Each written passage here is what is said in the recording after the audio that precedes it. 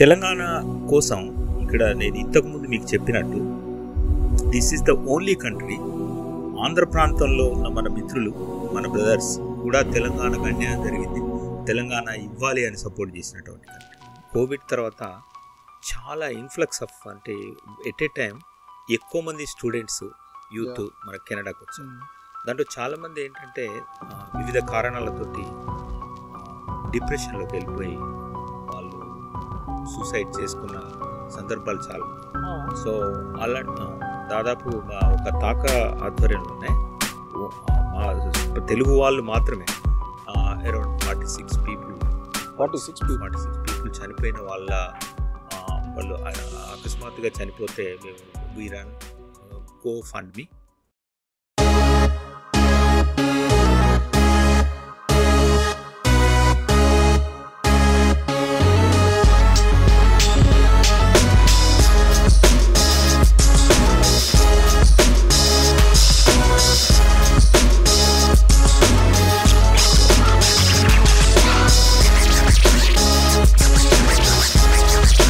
అందరికీ నమస్కారం.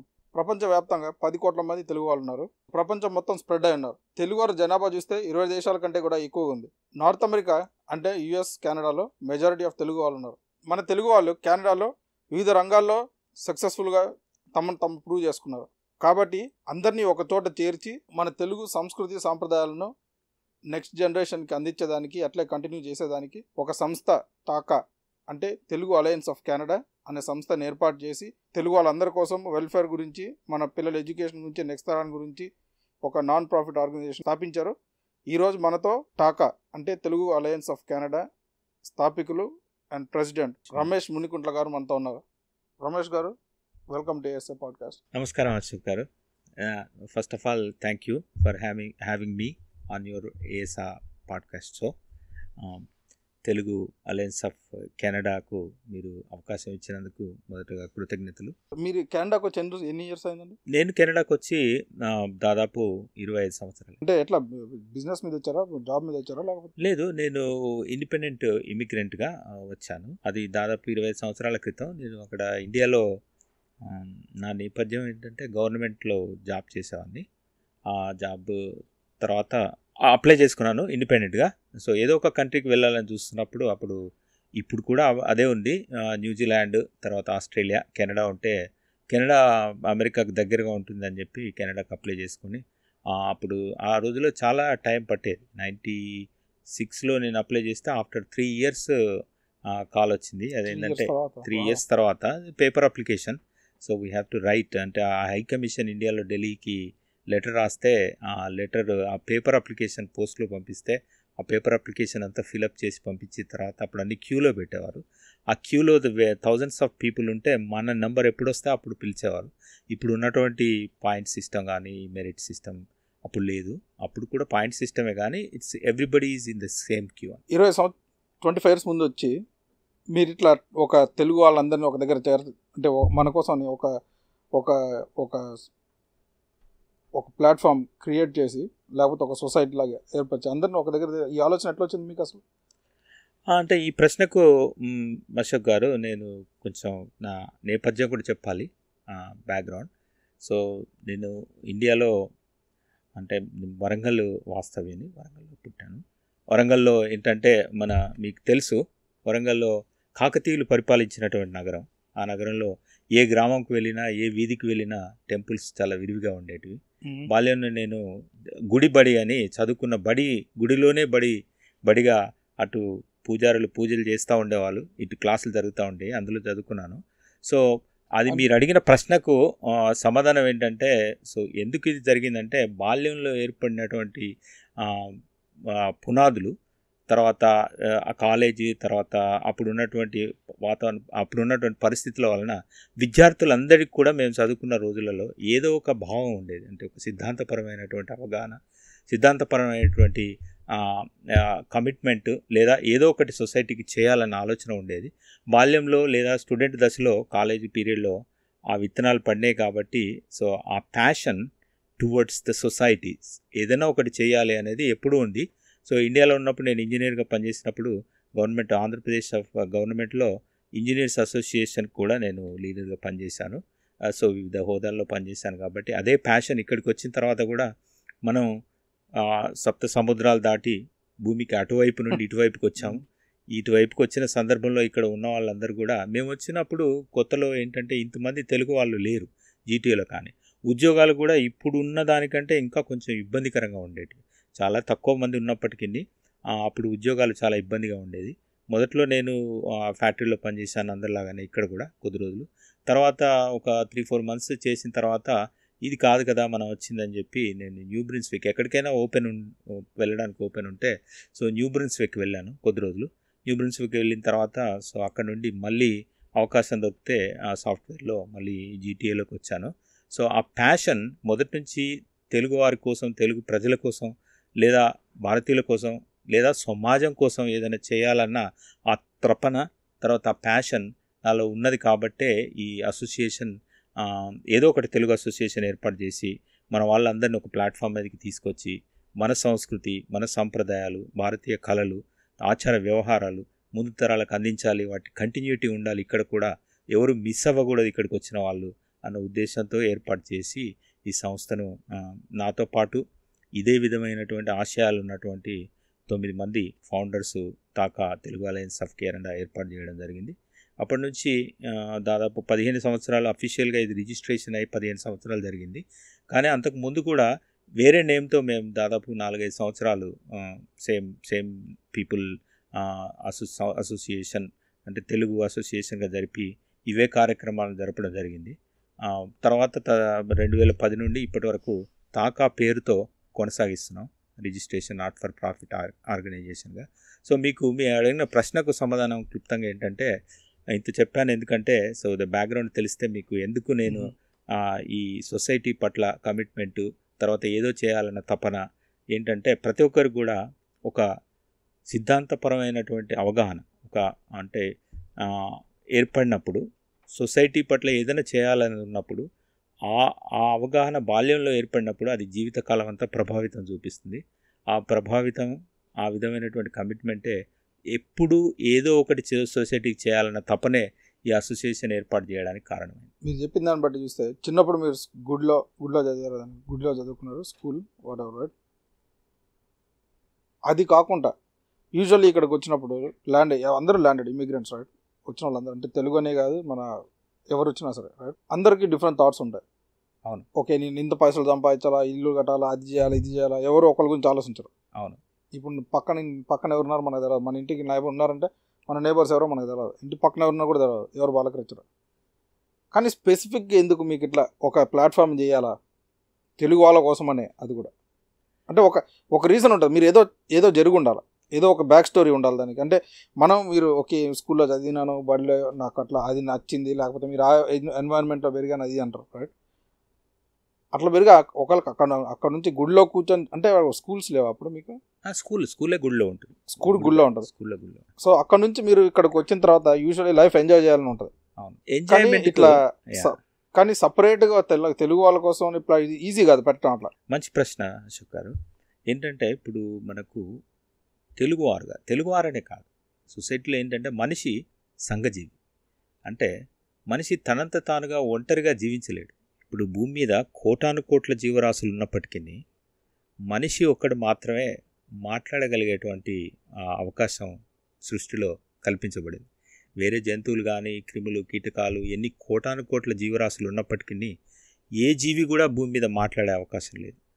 మాట్లాడగలిగే అవకాశం ఉన్న ఈ మనిషికి తను ఒంటరిగా జీవించలేడు. సంఘజీవి అంటే తనతో పాటు ఎప్పుడు కొంతమంది కుటుంబ సభ్యులు, లేదా వెల్ విషర్స్, లేదా ఫ్రెండ్స్, వీళ్ళెవరు లేకుండా మనిషి జీవించలేడు.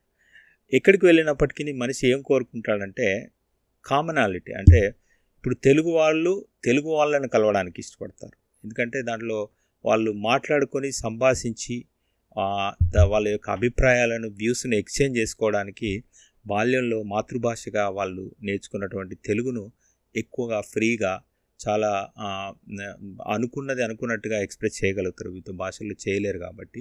సో అది ఒకటి ఇక్కడ మిస్ అయిపోతున్నారన్నది ఒకటి ఉద్దేశం. రెండవది కామన్ ప్రాబ్లమ్స్ ఉంటాయి. అంటే ఇప్పుడు అందరికీ కామన్ ప్రాబ్లమ్స్ ఉంటాయి. భారతీయులందరూ ఇక్కడికి వచ్చారనుకోండి, భారతీయులందరికీ సంబంధించిన ఏదో ఒక కామన్ ప్రాబ్లం ఉంటుంది. సో మిగతా అన్ని వాళ్ళకు నార్త్ ఇండియా నుంచి వచ్చిన అసోసియేషన్స్ కానివ్వండి, అప్పుడు మేము వచ్చినప్పుడు శ్రీలంకన్ తమిళియన్స్ ఎక్కువగా ఉండేవారు ఇక్కడ స్కార్బోరోలో. వాళ్ళకి కానీ అసోసియేషన్స్ ఉన్నాయి. సో మన తెలుగు వాళ్ళకు కూడా, తెలుగు వాళ్ళంటే తెలుగు వాళ్ళకి మాత్రమే ప్రత్యేకంగా ఉన్నటువంటిది ఏంటంటే, ఇప్పుడు మన తెలుగు సంస్కృతి సాంప్రదాయం, సంస్కృతిలో ఒక భాగం ఏంటంటే మన క్యాలెండర్ అంతా చంద్రమానం మీద ఆధారపడి ఉంటుంది. ఎగ్జాంపుల్, మన పక్కనే ఉన్నటువంటి తమిళనాడులో సూర్యమానం మీద ఆధారపడి ఉంటుంది. తెలుగు నూతన సంవత్సరం ఉగాది చంద్రమానం మీద ఆధారపడి, తెలుగు నూతన సంవత్సరం ఉగాది వచ్చిన తర్వాత ఒక నెల రోజులకు తమిళనాడు వాళ్ళకు తమిళ్ న్యూ ఇయర్ వస్తుంది. కాబట్టి తమిళులకు మనకు ఉగాది అనేది లేదా కొత్త సంవత్సరం అనేది జరుపుకోవడానికి కామనాలిటీ లేదు. తెలుగు వారందరికీ ఉగాది జరుపుకోవడానికి ఒక కామనాలిటీ ఉంటుంది. అందరూ ఉగాది జరుపుకుంటారు కాబట్టి. అలాగే సంక్రాంతి, అక్కడ పొంగల్ జరుపుకుంటారు. ఇలా పండుగలనే కాదు, పండుగలు అనేటివి మన సంస్కృతిని ప్రతిబింబిస్తాయి.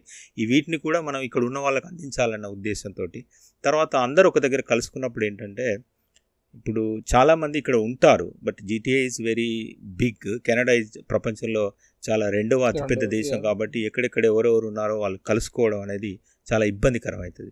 ముఖ్యంగా ఆలోచించింది ఏంటంటే, ఒక ప్లాట్ఫామ్ ఏర్పాటు చేసినట్టయితే దీని ద్వారా అందరికీ ప్రచారం ఏర్పడి అక్కడికి వచ్చినప్పుడు అందరూ కలుసుకుంటారు. సో ఒకప్పుడు నేను కలిశాను, ఇక్కడ చాలామందిని చూసాం. ఏంటంటే మా అసోసియేషన్లో జరిగే కార్యక్రమాలలో ఎప్పుడో చిన్నప్పుడు వాళ్ళ క్లాస్మేట్ ఇప్పుడు ఇక్కడ ఒక 20 years తర్వాత మా అసోసియేషన్ జరిగిన కార్యక్రమంలో కలుసుకుంటారు. అంటే ఈ అసోసియేషన్, ఈ కనెక్టివిటీ, ఈ ప్లాట్ఫామే లేనప్పుడు వాళ్ళిద్దరు కలుసుకునే అవకాశం ఏర్పడాలి. సో ఆ అవకాశం ఏర్పాటు చేయాలన్న ఉద్దేశం. Plus at the same time ఇంతకుముందు చెప్పినట్టు మనకు మా తెలుగు వాళ్ళకు మాత్రమే ప్రత్యేకంగా ఉన్నటువంటి కొన్ని పండుగలు, కొన్ని సంస్కృతులు, కొన్ని సంప్రదాయాలు ఈ ప్లాట్ఫామ్ ఉంటే అందరూ కలిసి ఒకే దగ్గరకు వచ్చి సెలబ్రేట్ చేసుకొని, అది ఇక్కడ పిల్లలు మిస్ అవ్వకుండా ఉండడానికి. పిల్లలు పెద్దవాళ్ళంటే కొంత చూసి ఉంటారు అక్కడ కాబట్టి కొంత ఇక్కడ మిస్ అయినా అడ్జస్ట్ అవ్వచ్చు. కానీ అది పిల్లలకు అసలు తెలియకుండా పోకూడదు. తర్వాత ఇక్కడే ఇప్పుడు జన్మించిన పిల్లలకు అసలు పూర్తిగా కూడా తెలియకుండా పోకూడదు. ఆ వాతావరణాన్ని మనం ఒక అసోసియేషన్ ద్వారా కల్పించినప్పుడు పిల్లలందరూ మిస్ అవ్వకుండా, కుటుంబం అంతా మిస్ అవ్వకుండా ఇలా. సో నాట్ ఓన్లీ ఫ్రెండ్స్, బంధువులు కూడా కలుసుకున్నారు. వాళ్ళు ఎవరు కూడా ఒకరి ఇక్కడ ఉన్నట్టు ఇంకొకరికి తెలియదు. ఈ ప్లాట్ఫామ్ మీద కలుసుకున్న వాళ్ళు కొన్ని 100 మంది, 1000 మంది కూడా over a period of time కలుసుకున్నారు. కాబట్టి ముఖ్య ఉద్దేశం ఏంటంటే, ఈ మన సంస్కృతి సాంప్రదాయం, భారతీయ సాంప్రదాయాలన్నీ ఒకే విధమైనటువంటి అయినప్పటికీ తెలుగు వాళ్ళకే ప్రత్యేకంగా ఉన్నటువంటి కొన్ని సంస్కృతి సాంప్రదాయాలను అందజేయడం కోసం ప్రత్యేకమైనటువంటి ఆర్గనైజేషన్ ఒకటి ఉండాలి. అందుకోసం ఒక ప్లాట్ఫామ్ ఉండాలి. అందరినీ ఒక దగ్గర చేరిస్తే ఈ లాభాలు జరుగుతాయన్న ఉద్దేశంతో ఆ రోజు ఇదే ముఖ్య కారణంతో ఏర్పాటు చేయడం జరిగింది.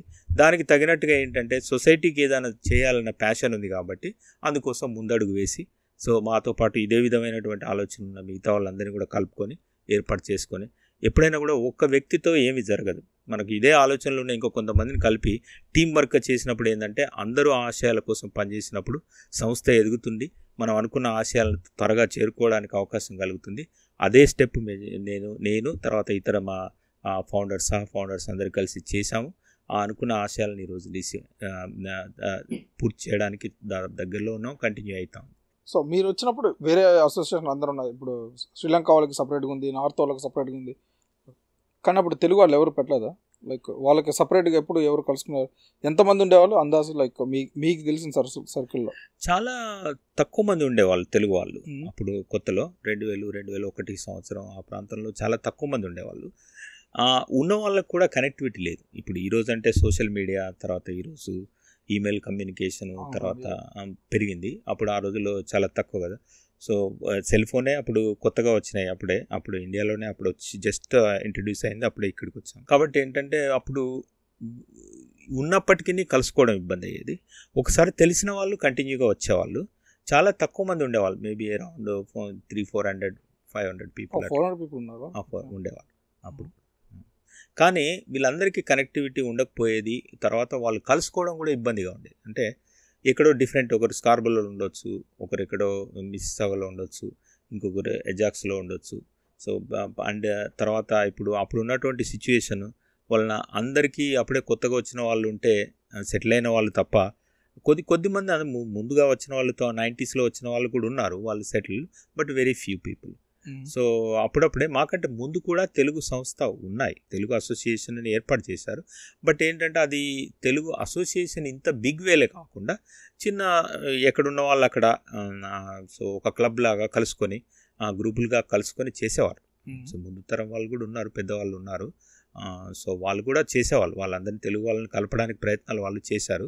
బట్ మేము ఇంకా కొంచెం బిగ్ వేలో వెళ్ళి సో ఎక్కువ మందిని కావాల్సిన అంటే జమ చేసి భారీ ఎత్తున కార్యక్రమాలు చేయడానికి ఏ విధంగా చేస్తే మనం విరివిగా తెలుగు వాళ్ళందరినీ రీచ్ అవుతాం అన్న ఆలోచనతో ఏంటంటే కొంచెం ఇన్నోవేటివ్గా. అంటే మీరు ఇక్కడికి వచ్చిన ఎన్ని ఎన్ని ఎన్ని ఎన్ని రోజుల కంటే ఎన్ని సంవత్సరాలకి ఇట్లా థాట్ వచ్చినప్పుడు మీరు వచ్చేటప్పుడే ఆ థాట్ ఉందండి మీకు? వచ్చేటప్పుడే ఆ థాట్ ఉండింది. సో అప్పుడే ఆన్లైన్లో వెతకడం స్టార్ట్ చేసాం, ఏమైనా అసోసియేషన్లు ఉన్నాయి రాకముందే. సో అప్పుడు మనకు ఆన్లైన్లో తెలుగు అసోసియేషన్ ఉన్నప్పుడు నాకేమీ దొరకలేదు, అంటే అప్పుడు వెబ్సైట్లు ఇవన్నీ కూడా తక్కువ కదా. సో బట్ వచ్చిన తర్వాత ఏదో ఒక కనెక్షన్ ద్వారా ఇక్కడ ఉన్న వాళ్ళు మనకంటే ముందు వచ్చిన పెద్దవాళ్ళు వాళ్ళు చేస్తున్నటువంటి కార్యక్రమాలు అటెండ్ అయ్యేవాళ్ళం. సరే అటెండ్ అవుతున్నప్పుడు ఏంటంటే ఒక తపన ఇంకా పెద్దగా చేయాలి, ఇంకా ఎక్కువగా చేయాలంటే ఏం చేయాలని ఎప్పుడు అనుకుంటూ ఒక 2-3 years తర్వాత, అంటే వచ్చిన 2-3 years తర్వాత మీరు స్టార్ట్ చేశారు? 2004 నుండి స్టార్ట్ చేశాం. మరి ఇనిషియల్గా మీరు చాలా కష్టాలు పడి ఉంటారు దాని గురించి, ఏ రకమైన కష్టాలు? లేకపోతే ఇక్కడ గవర్నమెంట్ నుంచి మీకు రిజిస్టర్ చేసేదానికి దీనికి ఏమైనా కష్టాలు ఉన్నాయి, లేకపోతే ఫినాన్షియల్గా ఏదైనా పాటలు పడాల్సి వచ్చిందా? జనాల్ని గ్యాదర్ చేయాలా, రైట్? అది కూడా ఏ విధమైన ప్రాబ్లమ్స్ మీరు ఫేస్ చేసి ఉంటారు? అంటే ఇప్పుడు తెలుగు అసోసియేషనే కాకుండా ఇక్కడ ఒక విషయం నేను క్లియర్ చేయాలి ఏంటంటే, ఇప్పుడు నేను ఫ్రమ్ తెలంగాణ. సో తెలంగాణలో ఉన్నటువంటి ఒక పండుగ బతుకమ్మ పండుగ. బతుకమ్మ పండుగ కూడా తెలుగువారి పండుగ, కానీ అది ప్రాంతీయంగా తెలంగాణలో ఎక్కువగా చేసుకుంటారు. కాబట్టి ఫస్ట్ మేము 2004లో ఏం చేసామంటే, కొంతమంది ఫ్రెండ్స్ మీలాగా నాలాగా ఫ్రెండ్స్, తర్వాత సేమ్ థాట్ ప్రాసెస్ ఉన్న వాళ్ళం డొనేట్ చేసుకొని మొట్టమొదటిగా వాళ్ళంతా ఇక్కడ ఉన్నారు, అందరు కూడా ఫ్రెండ్స్. వాళ్ళు నాకంటే ముందు కూడా ఆ ఆలోచనలు వచ్చిన వాళ్ళు ఉన్నారు. వాళ్ళందరూ కలిసి ఒకసారి డిస్కస్ చేసుకొని బతుకమ్మ పండుగను 2004లో ఓన్ కాంట్రిబ్యూషన్స్తో చేశాము. అంటే ఇంకా సెటప్ కాలేదు, అవ్వలేదు. ఓకే, జస్ట్ ఒక ఫ్యామిలీ గ్యాదరింగ్ లెక్క. ఫ్యామిలీ గ్యాదరింగ్, అసోసియేషన్ రిజిస్ట్రేషన్ అవ్వలేదు. బట్ ఏంటంటే ఫ్యామిలీ గ్యాదరింగ్ లాగా, అంటే అందరినీ తెలిసిన వాళ్ళందరినీ పిలిచేసి తెలిసిన వాళ్ళందరినీ పిలవడం కోసం అప్పుడు ఏం చేసామంటే, అప్పుడు జయశంకర్ గారు మీకు తెలుసు అనుకుంటా, తెలంగాణ ఉద్యమంలో జయశంకర్ గారు మన తెలంగాణ జాతిపిత అంటారు. వారు ఏంటంటే వారు అమెరికాకు వచ్చి వారు బతుకమ్మ పండుగ మొత్తం నార్త్ అమెరికా అంతా చేస్తే బాగుంటుంది అని ఒక ఆలోచనను వారు క్రియేట్ చేశారు. దాంట్లో భాగంగా ఏంటంటే ఆ ఆలోచన కెనడా వరకు చేరి కొంతమంది మా ఫ్రెండ్స్ అందరు కలిసి చేయడం జరిగింది. ఆ తర్వాత ఒక 2-3 సంవత్సరాలు దాన్ని కంటిన్యూ చేశాము. ఇంకొంతమంది మనకంటే ముందు స్థాపించిన వాళ్ళు ఈ తెలుగు కార్యక్రమాలు జరుగుతూ ఉండేటివి, తెలుగుకు సంబంధించినవి చాలా ఎక్కువగా జరగకపోయేవి. ఎందుకంటే మీరన్న ప్రశ్నకి ఏంటంటే ప్రాసెస్ తెలియకపోవడం, అంటే అది ఎట్లా రిజిస్ట్రేషన్ చేయాలి, అవన్నీ సర్వైవల్ కోసం కూడా మనం పని చేసుకోవాలి కుటుంబం కోసం. So plus at the same time ఇవన్నీ విషయాలు తెలుసుకోవాలి కదా. సో మీరు అడిగిన ప్రశ్నకు అసోసియేషన్ రిజిస్ట్రేషన్ చేయడం కెనడాలో very easy, process is not complicated.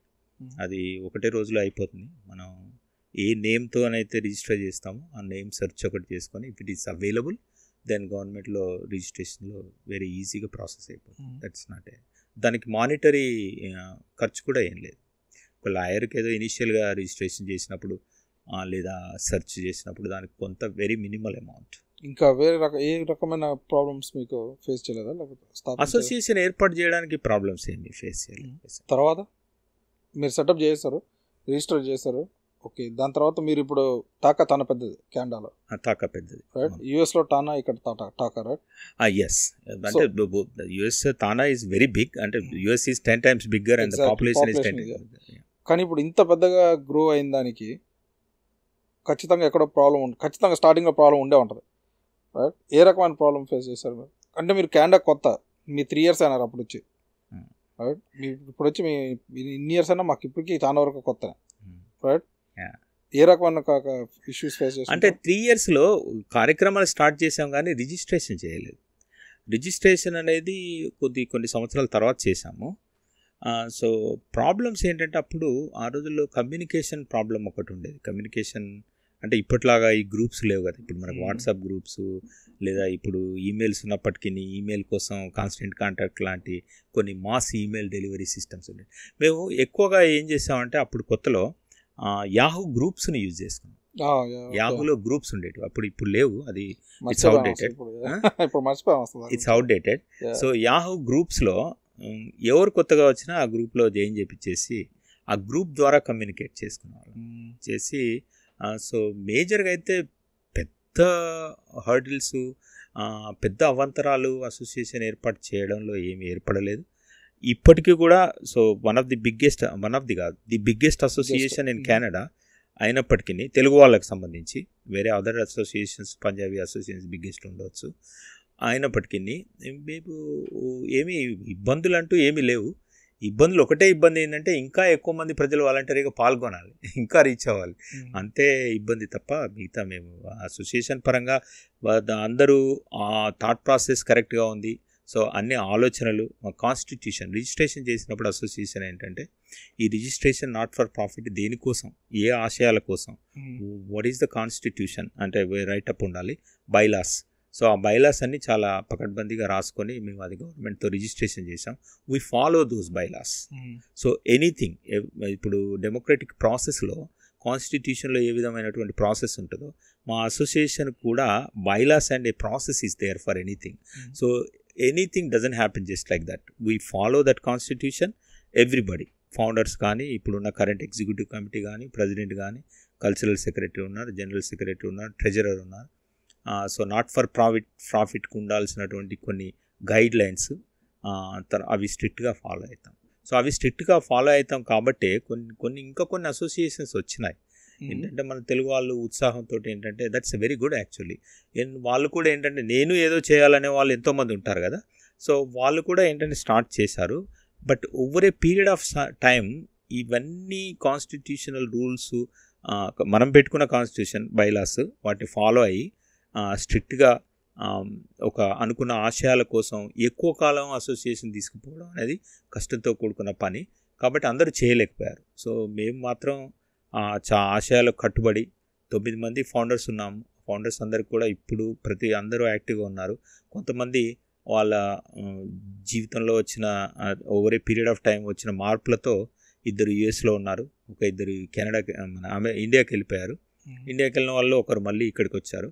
But ఓవరాల్గా ఏంటంటే మేము అందరం ఎప్పటికప్పుడు ఎగ్జిక్యూటివ్ కమిటీలో కొత్త లీడర్స్ని తీసుకొచ్చు, కొత్త వాళ్ళని తయారు చేస్తూ యూత్ను అసోసియేషన్ కొనసాగిస్తున్నాం. చాలా చక్కగా దిగ్విజయంగా మేము పెట్టుకున్న ఆశయాల కోసం ఈ గత 15 సంవత్సరాల నుంచి కొనసాగు. సో అనుకున్నారా మీరు ఇంత పెద్దగా టాకా అని? మాకు ఒక విజన్ ఉండింది. సో ఆ విజన్ ఏంటిదండి? ఏ విజన్ మీద మీరు ఎస్టాబ్లిష్ చేస్తారు? నా విజన్ అంటే మీరు ఇంతకు ముందు చెప్పినట్టుగా నార్త్ అమెరికన్ అసోసియేషన్స్లో ఇప్పుడు తానా అని పెట్టుకున్నారు కదా. తానా అంటే Telugu association of North America. North America అన్నప్పుడు నాకు ఒక problem, this maybe I'm going into a different topic. TANA biggest association, వాళ్ళు చాలా చారిటీ కార్యక్రమాలు ఇండియాలో చేస్తారు, ఇక్కడ చేస్తారు, బిగ్గెస్ట్ అసోసియేషన్. బట్ వాళ్ళు నార్త్ అమెరికా అని పేరుకు మాత్రమే పెట్టుకున్నారు. అది అమెరికా అని పెట్టుకుంటే బాగుండేది. They are not in Canada. So కెనడాలో కూడా మనకు అలాంటి అసోసియేషన్ కావాలి అని ఒక విజన్తో ఏర్పాటు చేసాం. We grown to the extent of the population. ఇప్పుడు 10% ఆఫ్ పాపులేషన్ మన కెనడాలో ఉంది. ఆ 10% లెవెల్లో మేము గ్రో అయ్యాం. అంటే ఈక్వలెంట్ టు దట్. అంటే TANA is 10 times bigger because the population is 10 times bigger, America is bigger. ఇంతవరకు మనం టాకా ప్రెసిడెంట్ గారితో మాట్లాడినాము. ఇప్పుడు మనతో పాటు టాకా కల్చరల్ సెక్రటరీ అనిత గారు జాయిన్ అవుతున్నారు. సో మా అనిత గారిని కూడా కొన్ని ప్రశ్నలు అడిగి టాకా గురించి ఇంకా ఎక్కువ తెలుసుకుందాం. సో ఇప్పటిదాకా టాకా మన తెలుగు కల్చర్ని ప్రిజర్వ్ చేసేదానికి ఏ రకంగా కాంట్రిబ్యూట్ చేశారు? నమస్కారం అశోక్ గారు, థ్యాంక్స్ అండి మమ్మల్ని ఇన్వైట్ చేసిన దానికి. కల్చర్ అంటే మనం మెయిన్ ఏమనుకుంటామంటే మన పండగలు, మన సాంప్రదాయాలు. మొన్న మేము రీసెంట్గా చేసింది మీకు చెప్తాము. మనం ఉగాది చేసుకుంటాం. ఉగాది అంటే ఏంటి? మన కొత్త సంవత్సరం. మన ఉగాది కొత్త సంవత్సరంలో మన షడ్రుచులుకి సంబంధించిన మన ఉగాది పచ్చడి, మన విందు భోజనాలు, అలాగే మన సాంస్కృతి కార్యక్రమాలు అన్నీ జరిపించాం. సాంస్కృతిక కార్యక్రమాలు అంటే ఈ మధ్య కాలంలో చాలామందికి సినిమా పాటలు ఒక్కటే తెలుసు. సినిమా పాటలు అంటే అది కూడా మనం వన్ ఆఫ్ ద పార్ట్.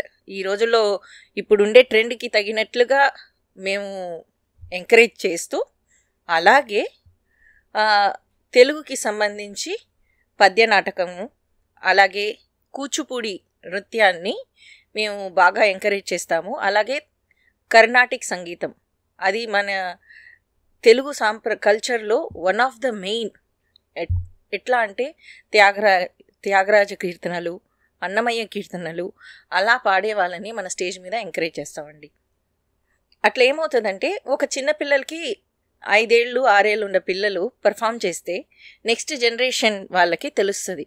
అలాగే నాట్ ఓన్లీ 6 to 7 years వాళ్ళు, 20 years వాళ్ళు, మదర్స్, డాటర్స్, అలా కాంబినేషన్లో మన సంస్కృతికి సంబంధించిన కూచిపూడి నృత్యాన్ని మన స్టేజ్ మీద చేసేదానికి అవకాశాలు కల్పిస్తున్నాం. అనిత, టు యాడ్ అనిత ఏంటంటే, సో మేము ఇప్పుడు అసోసియేషన్ అఫీషియల్గా రిజిస్టర్ అయ్యి 15 years అవుతుందని చెప్పాను కదా అశోక్ గారు. సో ఈ 15 yearsలో నాట్ ఓన్లీ 15 years, అంతకు ముందు కూడా జరిగినటువంటి కార్యక్రమాల్లో దాదాపు ఒక జనరేషన్ వాళ్ళు వెళ్ళిపోయి ఆ జనరేషన్ వాళ్ళు యూత్ అయ్యి వాళ్ళ తర్వాత వాళ్ళు ఇప్పుడు ఉద్యోగాలలో సెటిల్ అయిపోయారు. మనం ఏం చేయగలిగామంటే తాకా సంస్కృతి సాంప్రదాయాలను, తెలుగు సంస్కృతి సాంప్రదాయాలను ముందు తరాలకు అందించాలి, ఇక్కడ ఉన్న వాళ్ళందరికీ ఏర్పాటు చేయాలనే ఉద్దేశంతో చేసే అన్ని కార్యక్రమాలకు సంబంధించి ఇప్పుడు అనిత చెప్పినట్టు పార్టిసిపేట్ చేసినటువంటి పిల్లలందరూ కూడా ఈరోజు పెద్దవాళ్ళై ఉద్యోగాలలో జాయిన్ అయ్యారు. మళ్ళీ ఇంకొక తరం పిల్లలంతా ఇప్పుడు దాంట్లో కార్యక్రమాలు చేస్తూ వస్తున్నారు. సో ఈ ఎన్విరాన్మెంట్ను, మన సంస్కృతి సాంప్రదాయాలను, చక్కటి పండుగ వాతావరణాన్ని ఎప్పటికప్పుడు మేము క్రియేట్ చేయడం ద్వారా ఒక తరానికి అందించగలిగాము. ఇంకో తరం కూడా రెడీ అవుతా ఉంది. సో మన లాస్ అవ్వకుండా ఈ పార్ట్ ఆఫ్ ది వరల్డ్ వచ్చినప్పటికీ మన పండుగలు, మన సాంప్రదాయాలు, మన కళలు, ముఖ్యంగా భారతీయ కళలు, తెలుగువారికే సంబంధించినటువంటి కొన్ని ప్రత్యేకమైనటువంటి కళలు ఇంతకుముందు నుంచి చెప్పినట్టు అవన్నిటిని కూడా మేము అందించగలిగాం, దాన్ని సాధించాం. అది ఒక ఆశయం. ఆ ఆశయం పరిపూర్ణంగా నెరవేరుతూ ఉన్నది, కంటిన్యూ అవుతుంది. సో ఇది 100% taka organised, right? Taka organised. మా ఆశయాల గురించి ఎప్పటికప్పుడు మేము ప్రోగ్రామ్స్ డిజైన్ చేసుకొని దానికి అనుగుణంగానే ఆర్గనైజ్ చేస్తాం. సో దానికి సంబంధించిన సక్సెస్ స్టోరీస్ ఇప్పుడు ఈ మొన్న ఉగాది గురించి అని చెప్పారు, ఇట్లా ఉంటే వేరే బిగ్గెస్ట్ సక్సెస్ స్టోరీస్ ఏమన్నా? బిగ్గెస్ట్ సక్సెస్ స్టోరీస్ ఉన్నాయి. సో ఏంటంటే మీకు తెలుగు వారికి మాత్రమే ఇప్పుడు 2 రాష్ట్రాలలో, ఇప్పుడు తెలుగువారు 2 రాష్ట్రాలుగా అయిపోయిన ఇప్పుడు 2 రాష్ట్రాలలో సంబంధించి కాకుండా విశ్వవ్యాప్తంగా, భారతదేశంలోనే కాకుండా విశ్వవ్యాప్తంగా అతిపెద్ద టెంపుల్ హిందువులకు అయినటువంటి తిరుమల తిరుపతి దేవస్థానం. తిరుమల తిరుపతి దేవస్థానం తాకా ఒక నోడల్ ఏజెన్సీగా అఫీషియల్గా గుర్తింపబడి 2023 సంవత్సరం, దాదాపు అంటే 1.5 year బ్యాక్, ఆల్మోస్ట్ 2 years కావస్తుంది, నార్త్ అమెరికా మొత్తం, కెనడాలోనే కాకుండా అమెరికాలో ఉన్నటువంటి సిటీస్లో కూడా తాకా ఆధ్వర్యంలో శ్రీనివాస కళ్యాణోత్సవాలు జరిపించడానికి టీటీడీ తరఫున అక్కడి నుండే వేద పండితులు వచ్చారు. తర్వాత అక్కడ నుండి విగ్రహాలు వచ్చినాయి, అక్కడ నుండి టీటీడీ అఫీషియల్స్ వచ్చారు. ఆ కార్యక్రమాన్ని మనం కెనడాలో తాకా ఆధ్వర్యంలో 3 నగరాల్లో జరిపించాము. టొరంటోలో, తర్వాత ఒటావాలో, మాంట్రియాల్లో. టొరంటోలో జరిగినటువంటిది ఇప్పటివరకు నార్త్ అమెరికాలో జరిగిన వాటి అన్నింటికంటే కూడా అమెరికాలో ఒక 20 నగరాల్లో మేమే అనుసంధానం చేసి మా తాకా ఫౌండర్స్లో చాలామంది దాంట్లో పనిచేసి వివిధ అంటే దాని రెస్పాన్సిబిలిటీస్ షేర్ చేసుకొని ఆ కార్యక్రమాన్ని కండక్ట్ చేయడం జరిగింది. టొరంటోలో జరిగింది ఇప్పటి వరకు జరిగిన ఎనీ అసోసియేషన్ చేసినటువంటి దాంట్లో తాకా అసోసియేషన్ చేసిన చరిత్రలు నిలిచిపోతుంది. దాదాపు 10,000 మంది పార్టిసిపేట్ చేశారు. 10,000 మందికి భోజనాలు ఏర్పాటు చేశాం. 10,000 మందికి ఆ పూజా కార్యక్రమం సాఫీగా జరగడం కోసం ఎంతోమంది, దాదాపు 200 మంది మా కమిటీ మెంబర్లు అందరితో పాటు 200 మంది కార్యకర్తలతో ఆ కార్యక్రమాన్ని దిగ్విజయంగా చేయగలిగాం. మీరు అడిగిన ప్రశ్నకు that is one of the biggest achievement TACA did so far. అంటే తిరుపతి నుంచే మేము పూజారుల్ని అందరినీ పిలిచి ఓకే అలా చేసామండి. మనకి So, టీటీడీ local దేవస్థానం Local, లోకల్ official కాదండి, event. అఫీషియల్ గా TTD మన official. టీటీడీ మన తెలుగు గవర్నమెంటే వాళ్ళందరూ వచ్చి ప్రతి ఒక్కళ్ళు వచ్చి చేశారు. I think team of 12 to 20 people అనుకుంటాను నేను. వాళ్ళందరూ వచ్చి వాళ్ళకి అకామిడేషన్ దగ్గర నుంచి వాళ్ళ భోజన వసతి అన్ని ఎంటైర్ నార్త్ అమెరికా టాకానే హ్యాండిల్ చేసింది. సో దానికి ఏంటంటే ఇప్పుడు తిరుమల తిరుపతి దేవస్థానం ఒక బోర్డు అయినప్పటికీ అది ఆంధ్రప్రదేశ్ ప్రభుత్వం కంట్రోల్ చేస్తూ ఉంటుంది. ఆ ఆంధ్రప్రదేశ్ ప్రభుత్వంతో మేము అనుసంధానం చేసుకుని పర్మిషన్స్ తీసుకొని, ఓకే సో వాళ్ళు అఫీషియల్గా ఒక తాకాను ఒక నోడల్ ఏజెన్సీ, అంటే ఈ మొత్తం 2 దేశాల్లో జరుగుతున్నటువంటి సమన్వయం చేయడం కోసం తాకాను ఏజెన్సీగా పెట్టి తాకా ఆధ్వర్యంలోనే దాదాపు 20 నగరాల్లో అమెరికాలో, ఇక్కడ మన కెనడాలో 3 నగరాలు అండర్ టాకా అండర్ టాకానే. Yeah. వావ్ కెనడాలో Montreal, Ottawa, Toronto and US in multiple places like Dallas, Chicago అన్ని చోట్లను చేశారు. కానీ హైయెస్ట్ నెంబర్ ఆఫ్ పీపుల్ వచ్చింది ఈవెంట్కి వచ్చి టొరంటోలోనే హైయెస్ట్, మోర్ దెన్ 10,000 వచ్చారు. అలాగే తిరుపతి నుంచి లడ్లు, మనకి తిరుమల దేవస్థానంలో ఏమేమి సౌకర్యాలు ఉంటాయో అవన్నీ తిరుపతినే తెప్పించాం. దాదాపు అదే ఆ వైభవాన్ని మేము ఇక్కడ క్రియేట్ చేసాం. అది ఒకటి. సో బట్ టాకా ఏంటంటే మీరు కల్చరల్ దానికి అడిగారు కాబట్టి ఏంటంటే టాకా మా బైలాస్ ప్రకారం తెలుగు వారి కోసం ఏర్పడ్డది, హిందువుల కోసం అని కాదు. కాబట్టి మేము బక్రీద్ చేస్తాం. ఇప్పుడు రాబోయే June 15th రోజు బక్రీద్ ఉంది మా కార్యక్రమం. క్రిస్మస్ చేస్తాం every year for the last several years. Last week off the December convenient day, weekend వచ్చే డేలో క్రిస్మస్ ఎవ్రీ ఇయర్ సెలబ్రేట్ చేస్తూ ఉంటాం. తర్వాత అంటే ఇట్స్ నాట్ లిమిటెడ్, అంటే ఒక మన సంస్కృతి సాంప్రదాయాలు ప్లస్ పండుగలు తెలుగు వారందరూ ఏం జరుపుకుంటారో అవన్నీ కూడా చేస్తాం.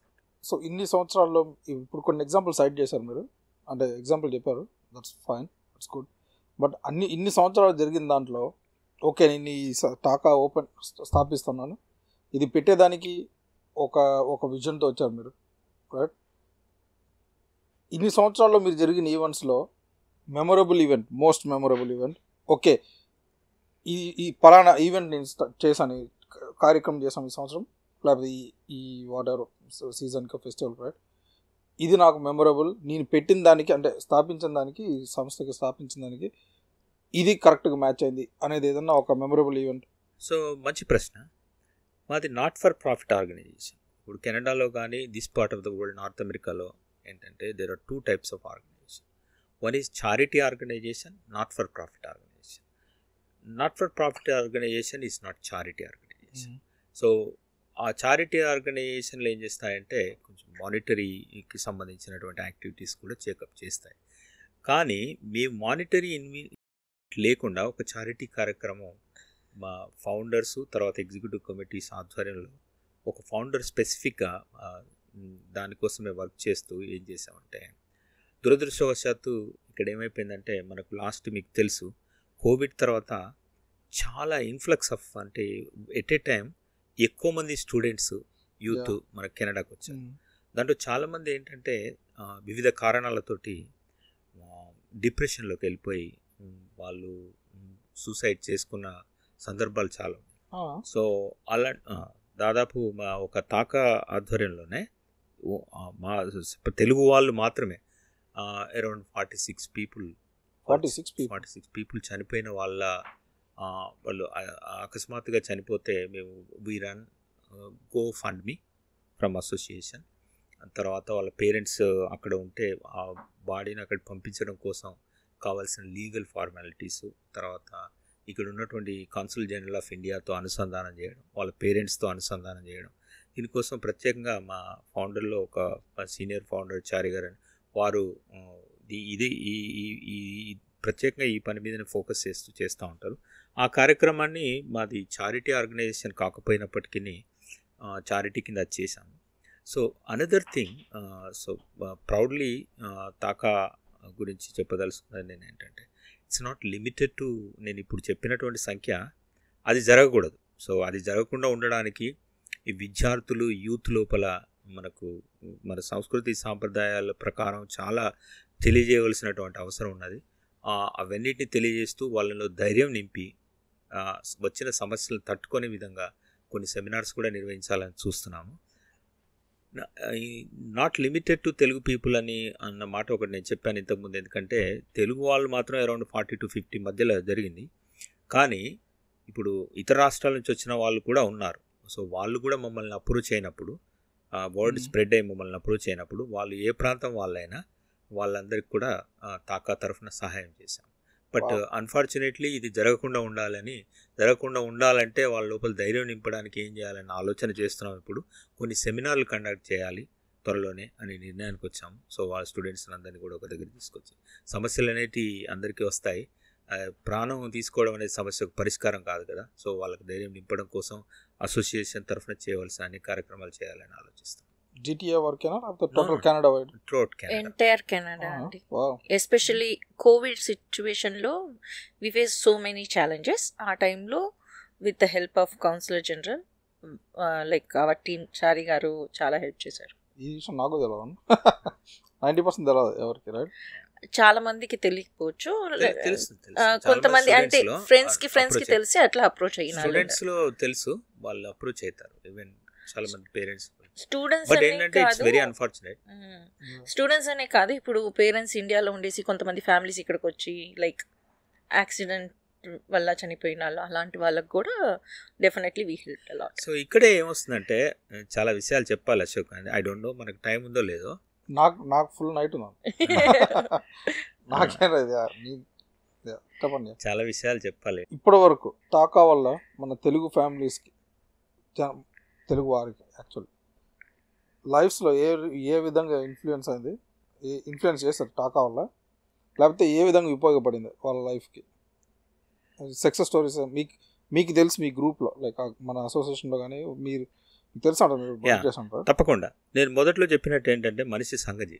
అంటే ఇప్పుడు ఈ అసోసియేషన్ అనేది లేకుండా ఉంటే ఇంతమంది కలిసి, ఇంతమంది ఫ్రెండ్స్ ఏర్పాటయ్యి ఒక పెద్ద ఫ్యామిలీ, తెలుగు ఫ్యామిలీగా ఏర్పడే అవకాశం, ఒకరికొకరు కలుసుకునే అవకాశం తగ్గిపోతుంది. ఒకటి, అందరినీ కలిపి, అంటే అందరూ ఇన్ని వేల మంది ఒక దగ్గర రావాలని కాదు, బట్ ఎక్కడికక్కడ ఎవరికి వాళ్ళ ప్రొఫెషన్ బట్టి, లేదా వాళ్ళ ఏరియాను బట్టి, లేదా వాళ్ళ ఆలోచన విధానాలను బట్టి అందరికి పరిచయాలు ఏర్పడి, వాళ్ళ గ్రూపులుగా ఏర్పడి వాళ్ళందరూ కూడా ఏంటంటే ఈ సంఘ జీవితాన్ని ఎంజాయ్ చేస్తున్నారు. అంటే కలిశారు కాబట్టి, పరిచయాలు ఏర్పడ్డాయి కాబట్టి, ఆ పరిచయం పెరిగింది కాబట్టి, ఆ పరిచయం స్నేహంగా మారింది కాబట్టి, అందులో కొంతమంది కలిసిన వాళ్ళు ఎక్కడో దూరం రిలేటివ్స్ తేలారు కాబట్టి అందరూ కూడా కలుసుకొని, అది ఒక ఆశయం కూడా, మమ్మల్ని అందరు తెలుగు వాళ్ళందరూ కలపాలనేది ఒక ఆశయం, అది నెరవేరింది చాలా వరకు కూడా. ఇప్పుడు మీరు ఎవరిని చెప్పినప్పటికీ, ఈరోజు మేము మాట్లాడుకుంటున్నాం ఇక్కడ అంటే టాకా వల్లనే మనం మాట్లాడుకుంటున్నాం. మీరు తెలుగువారు, మేము తెలుగువారు, తెలుగు అసోసియేషన్ ఉంది, తెలుగు అసోసియేషన్కి సంబంధించిన వాళ్ళను మా ఏసా పాడ్కాస్ట్లోకి పిలవాలని మీరు అన్నారు కాబట్టి, ఆ అసోసియేషన్ లేదంటే నేనెవరో ఇండివిజువల్, మీరెవరో ఇండివిజువల్, మనం కలవం. సో అది వన్ ఆఫ్ ది ఆశయం. ఆ ఆశయం నెరవేరింది, నెరవేరుతూనే ఉంటుంది, అది కంటిన్యూ అవుతూ ఉంటుంది. ఇంకొకటి ఏం చెప్పాలంటే, మనమందరం ఇమిగ్రెంట్స్ కదండి. ఇప్పుడు కొత్తగా వచ్చిన వాళ్ళకి వాళ్ళు మన దేశాన్ని వదిలేసి వస్తారు. ఫస్ట్ మిస్ అయ్యేది మన భాషను మాట్లాడే వాళ్ళని ఎక్కువ మిస్ అవుతారు. వాళ్ళకు ఒక ప్లాట్ఫామ్, వాళ్ళు ఇక్కడికి వచ్చినప్పుడు నలుగురిని కలుస్తారు, నలుగురితో పరిచయం పెంచుకుంటారు. ఇంకా చెప్పాలంటే నార్త్ అమెరికా లాంటి దేశంలో ఫ్రెండ్స్ ఆర్ ఫ్యామిలీస్ అని అంటాం కదా, అది మేము ఒక ప్లాట్ఫామ్ లాగా ఇచ్చి వాళ్ళకి ఒక ఆపర్చునిటీ ఇస్తున్నాం, ఎక్కువ ఫ్రెండ్స్ని చేసుకోండి అని. దేశం నుంచి ఎంతమంది వస్తున్నారు అది అన్నారు, కానీ ఎందుకు తెలుగు వారు మాత్రమే స్పెసిఫిక్గా? ఇన్ని రాష్ట్రాలు ఉన్నాయి, ఇన్ని భాషలు ఉన్నాయి మనకి. ఇక్కడ తమిళ వాళ్ళు ఉన్నారు, మరాఠీ వాళ్ళు ఉన్నారు, కన్నడిగాస్ ఉన్నారు, రైట్? తెలుగు వాళ్ళు, హిందీ వాళ్ళు, పంజాబీస్ ఎక్కువ, మలయాళీస్, రైట్? కానీ ఎందుకు తెలుగు వాళ్ళు మాత్రమే స్పెసిఫిక్? ఇప్పుడు మీరు అన్న దాని ప్రకారమే యాక్చువల్లీ, రైట్? తెలుగు ఇంత దేశం నుంచి ఎంతమంది వస్తున్నామో స్పెసిఫిక్గా తెలుగు వాళ్ళనే ఎందుకు, రైట్? ఇండియన్స్ అందరం ఒకటే కదా. ఒకటే, దానికి మా ప్రెసిడెంట్ గారు ప్రశ్నిస్తారు. సో చాలా మంచి ప్రశ్న వేశారు అశోక్. ఏంటంటే తెలుగు వారికి మాత్రమే ఎందుకు ప్రత్యేకంగా అసోసియేషన్ ఉండాలి? భారతీయులంతా దాదాపు సాంప్రదాయం, సంస్కృతి అంతా ఒకటే కదా. చక్కటి ప్రశ్న. భారతీయులంతా ఒకటే, భారతీయుల తర్వాతనే మానవులంతా ఒకటే. సో మనకు మన సాంప్రదాయం ప్రకారం కూడా సర్వే జన సుఖినో భవంతు అంటాం మనం కార్యక్రమం, మనం నేర్చుకున్నాం వాళ్ళంటే కూడా. కానీ తెలుగు భాషను అజంత భాష అంటారు. మీరు ఎప్పుడైనా విన్నారో లేదో? తెలుగు అంటే తెలుగు భాష, కానీ అజంత భాష అంటే, అజంత అంటే ప్రతి భాషలో కూడా ఓవెల్స్ అండ్ కాన్సనెంట్స్, అల్లులు హత్సులు ఉంటాయి కదా, అల్లులతో మాత్రమే ఎండ్ అయ్యే భాష తెలుగు భాష. ఏ పదం తీసుకున్నప్పటికీ, అన్న, అక్క, అమ్మ, గోడ, ఏ పదం తీసుకున్నా అచ్చులతో మాత్రమే ఎండ్ అవుతాయి పదాలు. ప్రపంచంలో ఈ అచ్చులతో మాత్రమే ఎండ్ అయ్యే భాషలు రెండు. ఒకటి ఇటాలియన్ భాష కూడా అచ్చులతో ఎండ్ అవుతుంది, హల్లులతో కాదు. హల్లులు అంటే కాన్సనెంట్స్. భాషా శాస్త్రవేత్తలు ప్రపంచంలో ఉన్న భాషలన్నింటినీ కూడా పరిశీలన చేసిన తర్వాత తెలుగుకు ఒక పేరు ఇచ్చారు, మీరు వినే ఉంటారు, ఇటాలియన్ ఆఫ్ ది ఈస్ట్ అని. తెలుగు. సో తెలుగు భాష కాని భాషలన్నీ ఏంటంటే హాలంత పదాలు. అంటే ఇప్పుడు మీకు హిందీ తీసుకున్నట్టయితే భాయ్, దీవార్, గోడ అంటే దీవార్, ఘర్. సో మీకు అల్లులతో ఎండ్ కాదు, హచ్చులతో ఎండ్ అవుతుంది, కాన్సనెంట్స్తో ఎండ్ అవుతాయి పదాలు అన్నట్టు. మిగతా ఏ భాష తీసుకున్నా ఇంగ్లీష్ కూడా అలానే ఎండ్ అవుతుంది అన్నట్టు.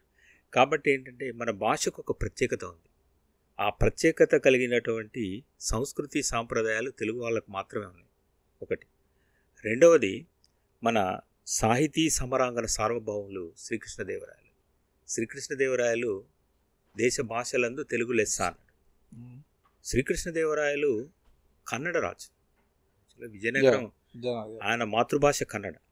కానీ ఒకరోజు ఒక యుద్ధం జరిగిన తర్వాత అతను ఏంటంటే, అప్పుడు ఆయన పరిపాలించే జిల్లాలు మన తెలుగు ప్రాంతం కూడా విస్తరించి ఉండేవి. శ్రీకృష్ణదేవరాయల మ్యాప్ చూసినట్టయితే విజయనగర సామ్రాజ్యం తెలుగు ప్రాంతంలో కూడా ఉండేది. ఒకరోజు ఒక పెద్ద యుద్ధం జరిగిన తర్వాత, అది 2-3 రోజులు కంటిన్యూస్గా యుద్ధం జరిగిన తర్వాత శ్రీకృష్ణదేవరాయలు అలసిపోయి కృష్ణానది ఒడ్డున, కృష్ణానదిలో మన కూచిపూడి అనే గ్రామం దగ్గర శ్రీకాకుళం అని ఒక విలేజ్ ఉంది. శ్రీకాకుళం జిల్లా గురించి మాట్లాడాలి. శ్రీకాకుళం గ్రామం ఉంది. ఆ గ్రామంలో ఆంధ్ర మహావిష్ణువు అనే మహావిష్ణువు యొక్క టెంపుల్ ఉంది కృష్ణానది ఒడ్డున. ఆ కృష్ణానది ఒడ్డున ఉన్నటువంటి ఆ ఆలయంలో శ్రీకృష్ణదేవరాయలు పడుకున్నాడు, నిద్రించాడు. యుద్ధం వచ్చిన తర్వాత నిద్రించినప్పుడు కలలోకి ఆ మహావిష్ణువు వచ్చాడంట.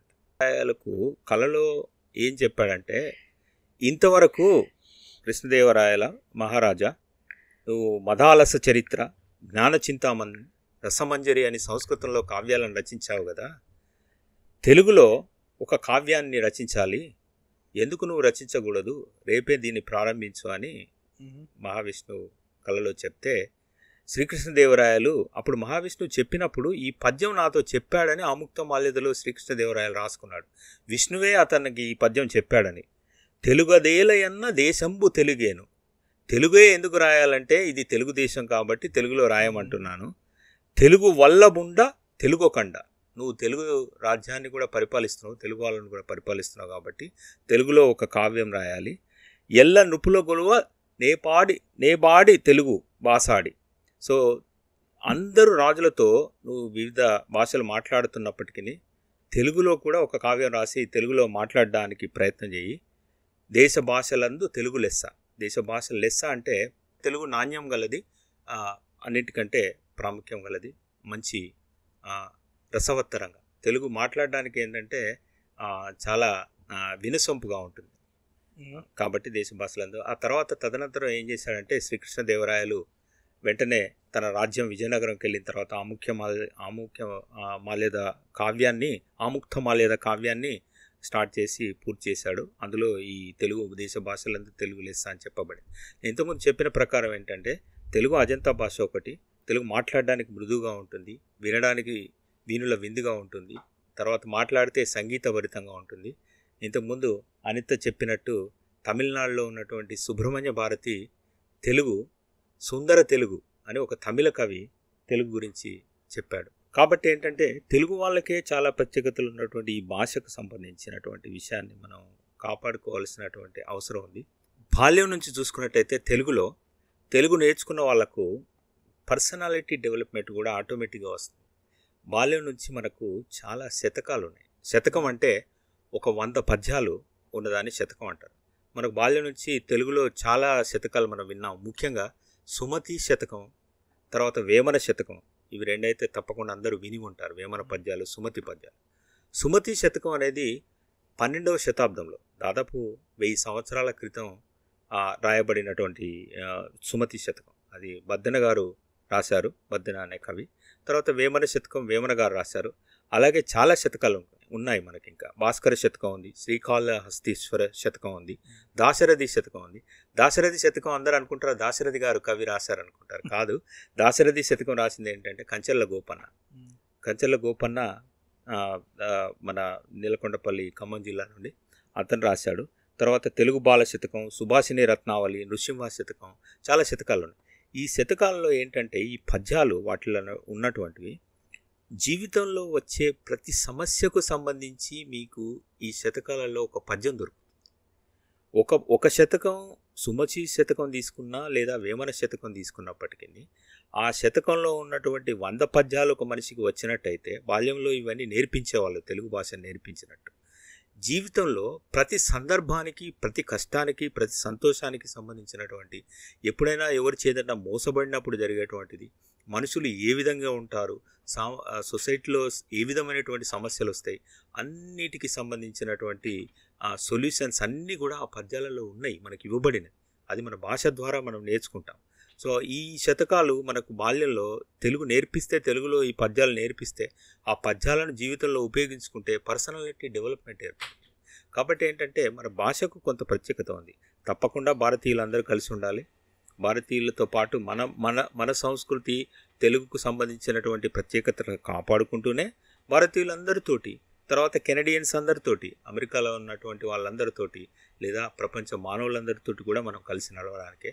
కాబట్టి ఎవరికైనా మాట్లాడుకోవడానికి ఒక భాష, ముఖ్యంగా మీరు అడిగిన ప్రశ్నకి ఏంటంటే ఇతర భాషలకు ఉన్నటువంటి అభిమానానికంటే తెలుగు వాళ్ళకు తెలుగు మీద ఉన్న అభిమానం చాలా తక్కువ, ఇతర భాష మీద కూడా ఎక్కువనే అభిమానం ఉంటుంది. కాబట్టి ముఖ్య ఉద్దేశం తెలుగుకు మాత్రమే ప్రత్యేకమైన అసోసియేషన్ ఏర్పాటు చేయడానికి ముఖ్య ఉద్దేశం తెలుగు వాళ్ళకు ఉన్నటువంటి ప్రత్యేకతలు కాపాడుతూ వాటిని ముందుకు అందజేయడం కోసం. ఇప్పుడు ఉదాహరణకు ఇప్పుడు నేను శతకాలు చెప్పాను కదా, ఇప్పుడు దాంట్లో ఇప్పుడు మనకు ఇంతకుముందు మనం యూత్లో డిప్రెషన్ గురై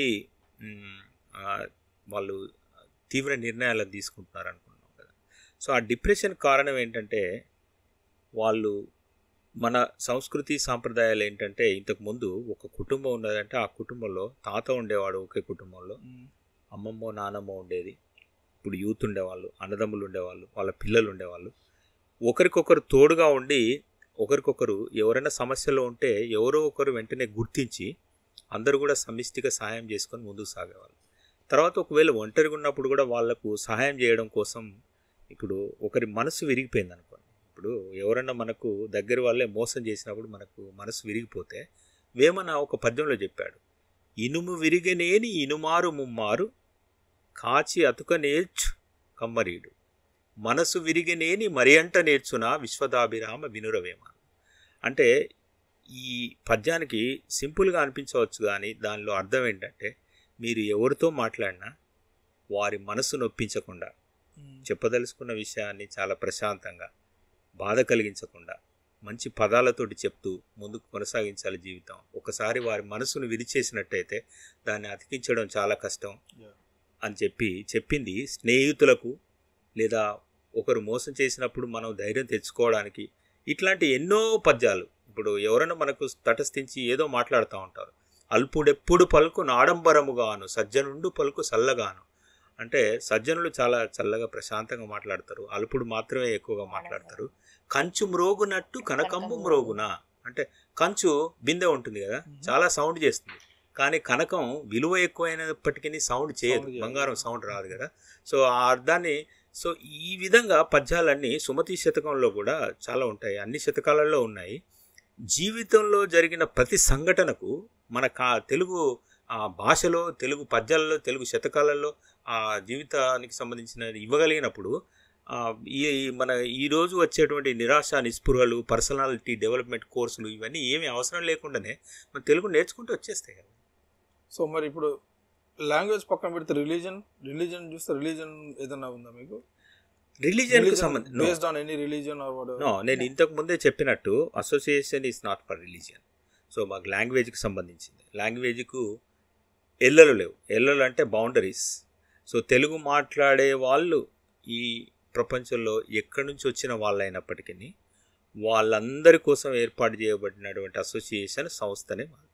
సో మా అసోసియేషన్లో ఉదాహరణకు మా కల్చరల్ సెక్రటరీ ఇక్కడ ఉన్న Anitha, she born and brought up in Chennai. So తమిళ్లో ఎక్కువ ఇన్ఫ్లుయెన్స్ ఉంటుంది కదా, బట్ స్టిల్ వాళ్ళ ఇంట్లో మాతృభాష తెలుగు. తను తెలుగుకు సంబంధించిన కుటుంబం. ఆ అసోసియేషన్లో ఇప్పుడు ఈరోజు ప్రాంతంతో సంబంధం లేదు. తెలుగువారంటే ఇప్పుడు తెలంగాణ, ఆంధ్రప్రదేశ్ ప్రాంతానికి సంబంధించిన వాళ్ళే కాకుండా కర్ణాటకలో ఎక్కువ మంది ఉన్నారు, తమిళనాడులో ఎక్కువ మంది ఉన్నారు, మహారాష్ట్రలో ఉన్నారు, ఒరిస్సాలో ఉన్నారు. వీళ్ళందరూ కూడా ఎక్కడ ఉన్నప్పటికీ తెలుగువారు ఇక్కడికి వచ్చి కెనడాలో ఉంటే వాళ్ళందరి కోసం ఏర్పాటు చేయబడిన సంస్థ. ఇప్పుడు కరెంట్లో ఉన్న మా ఎగ్జిక్యూటివ్ కమిటీలో కన్నడ, బెంగళూరు నుంచి ఉన్న వాళ్ళు ఉన్నారు, అనితనే ఇప్పుడు తమిళనాడు నుంచి ఉన్న వాళ్ళు ఉన్నారు, తెలుగు రాష్ట్రాల నుంచి ఉన్న వాళ్ళు ఉన్నారు. ప్రాంతాలతో సంబంధం లేకుండా తెలుగు వాళ్ళు ఎక్కడి నుంచి వచ్చినా, మతాలతో సంబంధం లేకుండా తెలుగువారు ఎక్కడి నుంచి వచ్చినా వాళ్ళందరి కోసం ఏర్పాటు చేయబడినటువంటి సంస్థ. మీరు అడిగిన ప్రశ్నకు ఏ మతానికి తెలుగు అసోసియేషన్ సంబంధం లేదు, అందరూ తెలుగువారికి సంబంధించినటువంటి అసోసియేషన్. అందుకే ఇంతకుముందు చెప్పినట్టు మేము ఒక హిందూ పూజలే కాకుండా మేము బక్రీద్ సెలబ్రేట్ చేసుకుంటాం, క్రిస్మస్ సెలబ్రేట్ చేసుకుంటాం, అందరినీ ఆహ్వానిస్తాం. మాకు భాషే ప్రాధాన్యత. ఇప్పటిదాకా మీరు ఈ 25 yearsలో టాకా స్థాపించిన తర్వాత ఏదైనా బిగ్గెస్ట్ ఛాలెంజ్ అంటే కష్టమే కదా, కష్టాలు కానీ ఏదైనా ఇబ్బందులు ఏదైనా చూసారా, ఎదుర్కొన్నారా? అంటే అది బిగ్గెస్ట్ ఛాలెంజ్ అనను, కానీ ఛాలెంజ్ ఏంటంటే మేము టాకాలో ఉన్నటువంటి executive committee members, governing board, 3 different bodies ఉన్నాయి మాకు. ఫౌండర్సు 9 మంది, తర్వాత ఎగ్జిక్యూటివ్ కమిటీ అంటే president, general secretary, treasurer, cultural secretary, తర్వాత డైరెక్టర్స్తో కూడుకొని. ఇది కాకుండా బోర్డ్ ఆఫ్ ట్రస్టీస్ ఇంకొక కమిటీ ఉంటుంది. ఈ 3 కమిటీలు కలిసి మేము hundreds of hours ఒక ఈవెంట్ చేయడానికి voluntary hours out of our family time, మా ఫ్యామిలీ టైం అంతా పక్కకు పెట్టుకొని మాకున్న ప్యాషన్తో ఒక ఈవెంట్ కోసం అన్ని ఏర్పాట్లు చేసినప్పుడు ఒక్కోసారి మన తెలుగు ప్రజలు ఆ ఈవెంట్కు రావడానికి వెనుకాడకుండా వచ్చినప్పటికీ అందులో పెర్ఫామ్ చేసే వాళ్ళందరి కోసం కాకుండా మీ పిల్లల ప్రోగ్రాం అయిపోగానే అది అరగంటలో మేము ఇంటికి వెళ్ళిపోయి సినిమా చూస్తామని అనకుండా ఇతరులను ఎంకరేజ్ చేస్తూ మీరు కూడా ఎంజాయ్ చేస్తూ ఆ వాతావరణం ప్రతిసారి మేము ఇన్ని గంటలు ఇన్ని $1,000 ఖర్చు పెట్టి ఏర్పాటు చేసినటువంటి వాతావరణాన్ని, పండుగ వాతావరణాన్ని, చక్కటి తెలుగు సంస్కృతిని ప్రతిబింబించే వాతావరణాన్ని అందరూ కూడా ఎంజాయ్ చేయమని కోరుకుంటున్నాం. ఇందుకోసం కొన్నిసార్లు మేము కొన్ని సంవత్సరాల క్రితం చాలా ఛాలెంజ్ ఫేస్ చేసేవాళ్ళం. ఇప్పుడు మన వాళ్ళు ఏంటంటే మేము కాంప్లిమెంటరీగా ఏం చేస్తామంటే తెలుగు భోజనాలు కూడా అరేంజ్ చేస్తూ ఉంటాం. ఎప్పటికప్పుడు మేము రిఫైన్ చేసుకుంటూ ఇంప్రూవ్మెంట్ ఆపర్చునిటీస్ గురించి వెతుకుతూ ఏం చేస్తామంటే మనం ఏ విధంగా చక్కటి ఇండియాలో లాగానే తెలుగు భోజనం ఏర్పాటు చేయగలం అని ప్రయత్నం చేస్తూ ఎప్పటికప్పుడు ఇంప్రూవ్మెంట్ చేస్తూ పెడుతూనే ఉంటాం.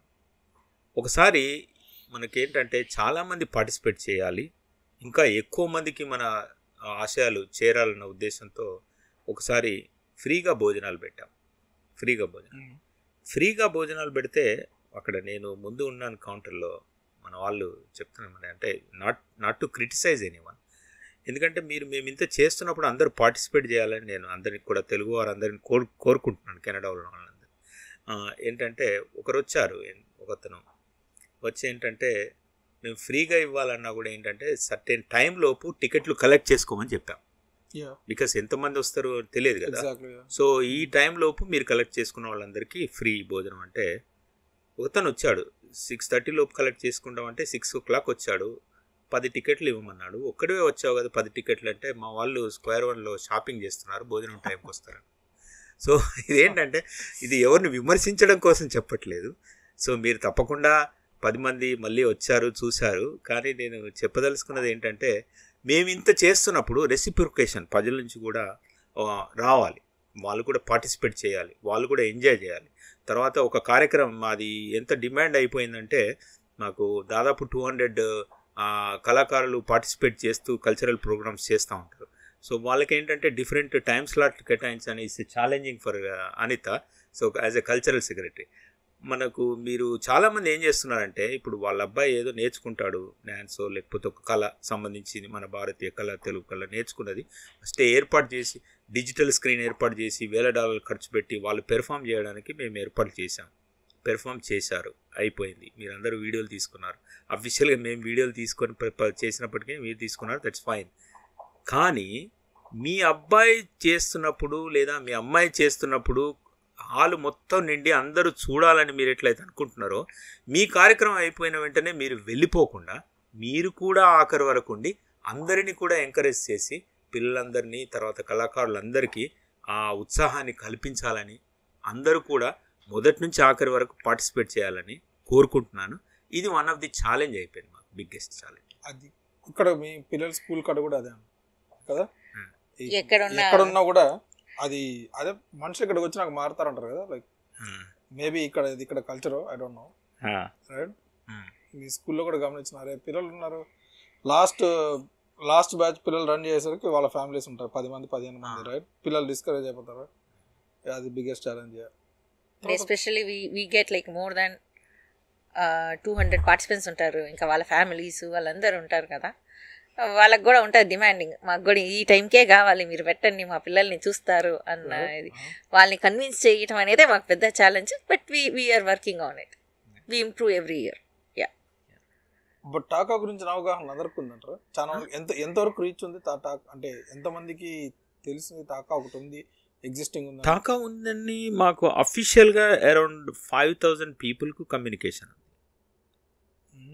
అంటే communication we can say that maybe 5,000 families అన్నట్టు, ఒక ఫ్యామిలీ హెడ్ది ఈమెయిల్ కనుక ఉంటే. బట్ ఓవరాల్గా మాట ద్వారా ఇంకా ఎక్కువ మందికే రీచ్ అయిపోయింది టాకా. ఎందుకంటే ఇప్పుడు ఒక ఉదాహరణకు ఒక TCS తరఫున స్కోషియా బ్యాంకులో పనిచేసే ఒక ఫ్యామిలీ మా దగ్గరకు వచ్చింది అనుకోండి, ఆ ఒక ఈమెయిల్ అడ్రస్సే మా దగ్గర ఉండవచ్చు, వాళ్ళకు మాత్రమే కమ్యూనికేషన్ వెళ్ళవచ్చు. కానీ ఆ ఒక్క కుటుంబం వాళ్ళతో పనిచేసే 20 కుటుంబాలను కూడా వాళ్ళు ఈ టాకా గురించి చెప్పి నిన్న మేము వెళ్ళాము, లేదా కార్యక్రమం బాగా జరిగింది, మీరందరూ కూడా నెక్స్ట్ టైం రండి, లేదా మేము వెళ్తున్నాం మాతో పాటు రండి అని తీసుకొచ్చే కుటుంబాలు కూడా చాలా ఉన్నారు. దాదాపు ఎబో 90% తెలుగు వాళ్ళందరికీ కూడా టాకా అనే ఒక సంస్థ ఉన్నదని తెలిసిపోయింది. అయితే మా జరిగే కార్యక్రమాలు మొత్తంగా తెలుగు వారందరూ కూడా ఒకేసారి వస్తే ఏర్పాటు చేసే అంత పెద్ద వెన్యూ కూడా లేదు, అంత అఫోర్డ్ కూడా చేయలేము. చేయగలిగిన దాంట్లో మేము only the association doing in the biggest auditoriums which are available in Toronto. మేము పెవిలియన్ ఆడిటోరియంలో చేస్తాం, అంటే ఇంతకంటే బిగ్గెస్ట్ ఆడిటోరియంస్ ఉంటాయి కానీ to our level. So pavilion and Toronto pavilion దాంట్లో మెజారిటీ ఆఫ్ ద ఈవెంట్ చేస్తున్నాం, which is very biggest, which can accommodate around 5,000 people at a time. So దానికి చాలా ఖర్చు అవుతుంది, చాలా గంటల వ్యవధి మేము బ్యాక్ ఎండ్లో కృషి చేయాల్సి వస్తుంది, నెంబర్ ఆఫ్ మీటింగ్స్, డెడికేటెడ్గా వర్క్ చేయాల్సిన టీమ్స్, ఇవన్నీ కూడా ఏర్పాటు కోసం మేము చేసుకుంటాం. టాకా గురించి ఒక విషయం ఏదన్నా ఒకటి జనాలకి తెలియంది ఏమైనా ఉందా, లేకపోతే తెలియాల్సింది ఇంకేమైనా ఉందా? టాకా గురించి తెలియాల్సింది ఇంకా అంటే తెలియంది టాకా గురించి చాలామందికి తెలుసు. ఇంకా తెలియాల్సింది ఏంటంటే మేము చారిటీ యాక్టివిటీస్ కూడా కొన్ని చేస్తున్నాము, ప్లస్ ఎప్పటికప్పుడు సమాజంలో జరుగుతున్నటువంటి వాటి మీద కూడా రెస్పాండ్ అవుతూ ఉంటాం. టాకా ఆ ఇన్సిడెంట్స్ ఇండియాలో జరిగినప్పటికీ మంచివైనా చెడు అయినప్పటికీ తెలుగువారందరూ కూడా టాకా చేసే కార్యక్రమాలను మీరు హక్కున చేర్చుకొని రెసిప్రొకేట్ చేస్తూ మీరు ఆ కార్యక్రమాల్లో పార్టిసిపేట్ చేయవలసిందిగా కోరుతాం. ఇప్పుడు అక్కడికి ఒక టాకాలో మెంబర్షిప్ అట్లాంటిది ఉందా, రిజిస్ట్రేషన్ లాంటిది? టాకాలో మెంబర్షిప్ ఉంది. మెంబర్షిప్ అంటే మాకు 3 రకాల మెంబర్షిప్స్ ఉన్నాయి. ఒకటి లైఫ్ టైం మెంబర్షిప్, ఒకసారి తీసుకుంటే లైఫ్ టైం మొత్తం మెంబర్ ఆఫ్ టాకా. రెండవ membership annual membership, yearly membership, that particular year end అయిపోతుంది. తర్వాత మూడో మెంబర్షిప్ ఏంటంటే స్టూడెంట్ కానీ లేదా కొత్తగా వచ్చిన ఇమిగ్రెంట్స్కు డిస్కౌంటెడ్ మెంబర్షిప్. సో కల్చరల్ సెక్రటరీగా ఇంకా ఏ రకమైన అభివృద్ధి cultural actually what kind of difference మీరు చూడాలనుకుంటున్నారు, లేకపోతే ఏ రకమైన కల్చరల్ పద్ధతులు ఇంకా కంటిన్యూ అయ్యేదానికి, లేకపోతే దాన్ని ఇంకా ఇంప్రూవ్ చేసి ఇప్పుడు అయితే ప్రస్తుతానికి we are just focusing on art forms like which is dance, music. Okay, మనం తెలుగు కల్చర్ కాబట్టి తెలుగు భాషని ప్రోత్సహిస్తూ ఇంకా కొన్ని కార్యక్రమాలు చేయాలని, అవి ఇంప్రూవ్మెంట్ చేసుకోవాలని ప్లాన్ చేయాలని నా future plans. Like for example, మన తెలుగు భాష అంటే ఒక డ్యాన్స్, మ్యూజిక్ ఒకటే కాదు.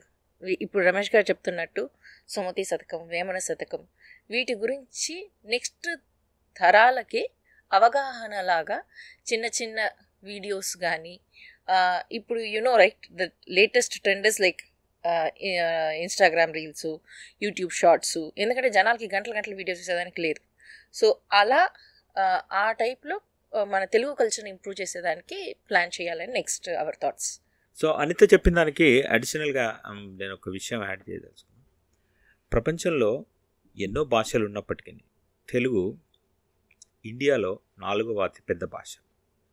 మొట్టమొదటి చాలా సంవత్సరాల పాటు నాకు బాల్యం నుంచి తెలిసినంత వరకు 2వ అతిపెద్ద భాషగా ఉండేది తెలుగు. ఇప్పుడు సౌత్ ఇండియాలో కొంత పాపులేషన్ తగ్గి నార్త్ ఇండియాలో పాపులేషన్ పెరగడం వలన బెంగాల్ 2వ అతిపెద్ద భాషగా అయిపోయింది. 3వ అతిపెద్ద భాష మరాఠీ, కొంచెం డిఫరెన్స్ ఉంది. 4వ అతిపెద్ద భాష తెలుగు. ప్రపంచవ్యాప్తంగా చూసుకున్నట్టయితే భాషలన్నిటిలో 14, 12 సంఖ్య మధ్యలో మనది వేరీ అవుతూ ఉంటుంది తెలుగు భాష. అంటే ఇట్స్ ఎ గ్రేట్ థింగ్. ప్రపంచ భాషలలో 14వ భాషగా కొన్ని వందల భాషలు ఉంటే 14వ నెంబర్లో తెలుగు వాళ్ళు ఉన్నారంటే తెలుగు ఎక్కువ సంఖ్యలో మాట్లాడే వాళ్ళు ఉన్నారు. మనకు గత కొన్ని సంవత్సరాల క్రితం తెలుగు కూడా ప్రాచీన భాషగా గుర్తించబడింది. కొన్ని వేల సంవత్సరాల నుంచి తెలుగు ఉన్నదని. ఇవన్నీ భాషల్లో ఏ గుర్తింపు ఏ భాష పొందినప్పటికీ తెలుగుకు మాత్రమే ప్రత్యేకంగా ఉన్నటువంటి ఒక ప్రక్రియ ఉంది. అదేంటంటే అవధానం. అవధాన ప్రక్రియ తెలుగు భాషలో మాత్రమే జరిపించబడేటువంటిది. పూర్వకాలంలో శ్రీకృష్ణదేవరాయల కాలంలో అష్టదిగ్గజాలని 8 మంది కవులు ఉండేవాళ్ళు. అష్టావధానం అని 8 మందితో మాత్రమే జరిగేది. ఆ అష్టావధానం తదనంతరం శతావధానం అయిపోయింది. శతావధానం అంటే 100 మందితో జరిగేటువంటిది.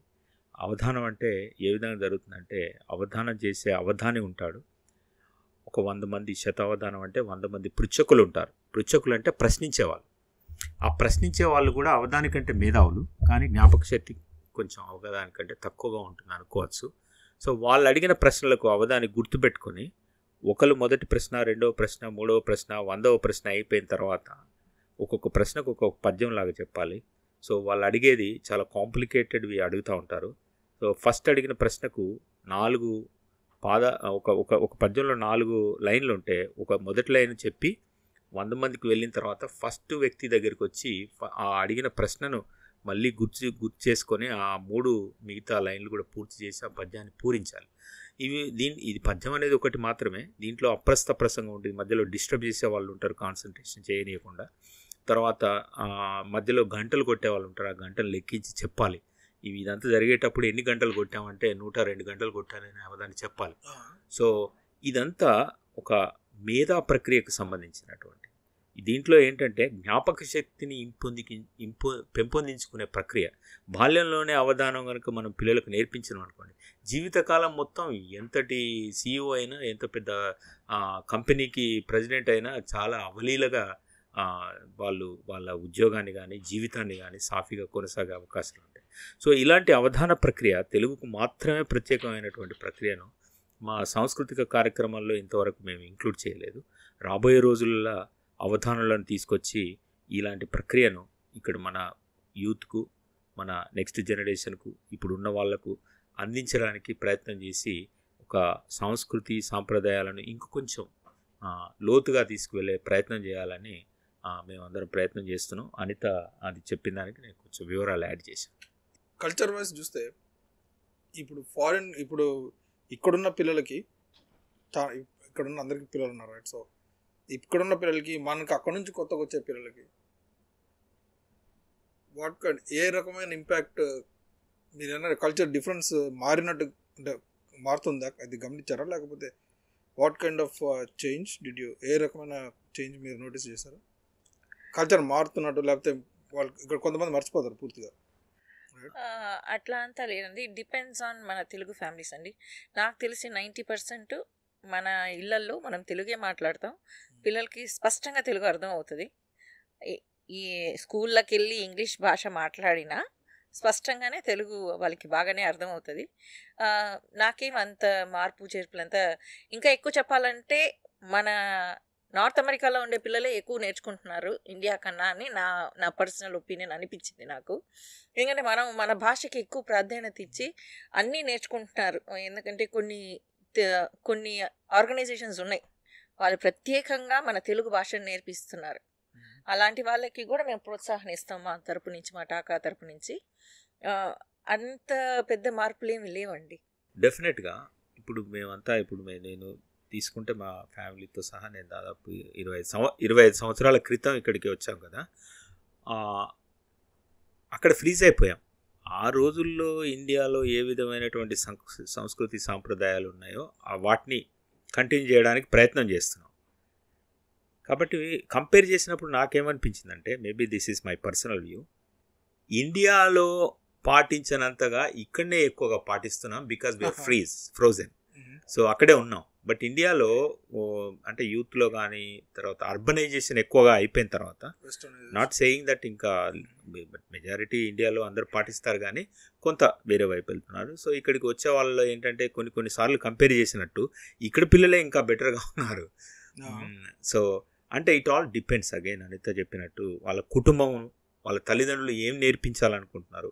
ఇక్కడ తెలుగు భాష నేర్పించడానికి 2 అసోసియేషన్ అంటే ఒక సంస్థలు ఏర్పడ్డాయి, నాట్ ఫర్ ప్రాఫిట్ కాదు. అవి ఏంటంటే తెలుగు భాషను నేర్పించి సర్టిఫికెట్స్ కూడా ఇచ్చే మనబడి, తర్వాత పాఠశాల, తర్వాత సిలికాన్ ఆంధ్ర, అమెరికాలో ఉంది సిలికాన్ ఆంధ్ర వాళ్ళదే మనబడి.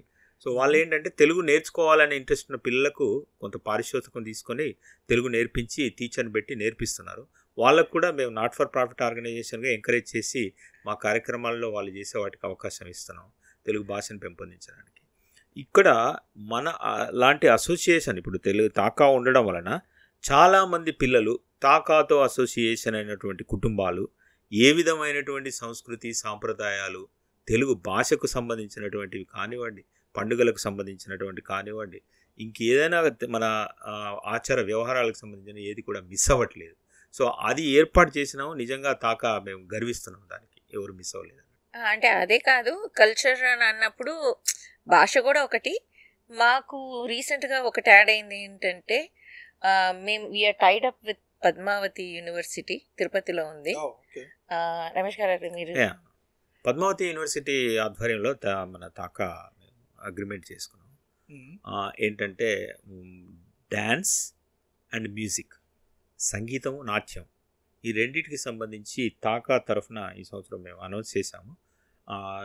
జరుగుతున్నటువంటి దాంట్లో స్టూడెంట్కి జాయిన్ అయితే దాంట్లో డిప్లొమా కోర్సు, డిగ్రీ కోర్సులు కూడా ఉన్నాయి. డిగ్రీ అంటే 4 years course, diploma 1 year 2 years ఉన్నాయి. సో ఆ కరికులం అంతా కూడా వచ్చింది. దాంట్లో పార్టిసిపేట్ చేసినప్పుడు ఏంటంటే TACA in association with Padmavati university they get a degree or diploma ఇక్కడ. సో అందుకోసం టీచర్లను రిక్రూట్ చేస్తున్నాం in coordination with in association with Padmavati Mahila university.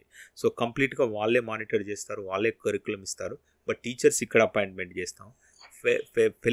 Facilitation అంతా కూడా మన తాకా ఆధ్వర్యంలో చేస్తూ ఉంటాం. సో అదొక కార్యక్రమం నేను తీసుకున్నాం. అదొక కొత్త ఇంప్రూవ్మెంట్ మేము ప్రయత్నిస్తున్నాం. అంటే థాట్ ఎట్ వచ్చింది మీకు? అది పెద్ద జంప్ యాక్చువల్లీ. అదే ఇది కంటిన్యూస్ ఇంప్రూవ్మెంట్ కోసం చేస్తున్నటువంటి ప్రయత్నాలు ఇంత ముందు నుంచి కూడా చేస్తున్నాం. కాంటాక్ట్స్ అన్ని ప్రభుత్వాలను ప్రభుత్వం అక్కడ వైస్ ఛాన్సలర్ను అందరినీ కాంటాక్ట్ చేశాం. ఎప్పుడు మా అసోసియేషన్కి సంబంధించిన వాళ్ళు ఎవరు ఇండియాకు వెళ్ళినప్పటికీ కొన్ని వ్యక్తిగత పనులతో పాటు అసోసియేషన్కి సంబంధించిన పనులు కూడా కొన్ని చేసుకొని రావాలన్నట్టు ఆ విధంగా పెట్టుకుంటాం. సో కొన్ని సామాగ్రి కూడా మేము తీసుకురావాలి రన్ చేయడానికి, ఈవెంట్ జరపడానికి చాలా అక్కడ నుండి తీసుకురావాల్సినవి ఉంటాయి. మా లగేజ్లన్నీ హాఫ్ ఆఫ్ ది లగేజ్ అసోసియేషన్కే సరిపోతుంది. సో మేము చేస్తూ ఉంటాం. అది one of the cultural improvement we are doing it. అట్లా ఇంకా పోను చాలా కార్యక్రమాలు ప్లాన్ చేస్తాం. ఇప్పుడు కెనడాలో టాకా అన్నారు, యుఎస్లో టానా ఉంది. రెండింటికి మధ్య డిఫరెన్స్ ఏంది? యాక్చువల్గా ఏదైనా డిఫరెన్స్ ఉందా, లేకపోతే ఏదైనా అలయన్సెస్ ఉందా? సో మంచి ప్రశ్న అశోక్. తానా ఒకటే కాకుండా తానా అంటే తానా అందరికి తెలిసింది ద బిగ్గెస్ట్ అసోసియేషన్. తానా లాగానే ఆటా ఉంది, నాట్స్ ఉంది. There are quite a few associations in America. So వాళ్ళందరి పేరులో కూడా నార్త్ అమెరికానా ఉంది, కానీ వాళ్ళు ఎవరు నార్త్ అమెరికా కెనడాలో లేరు.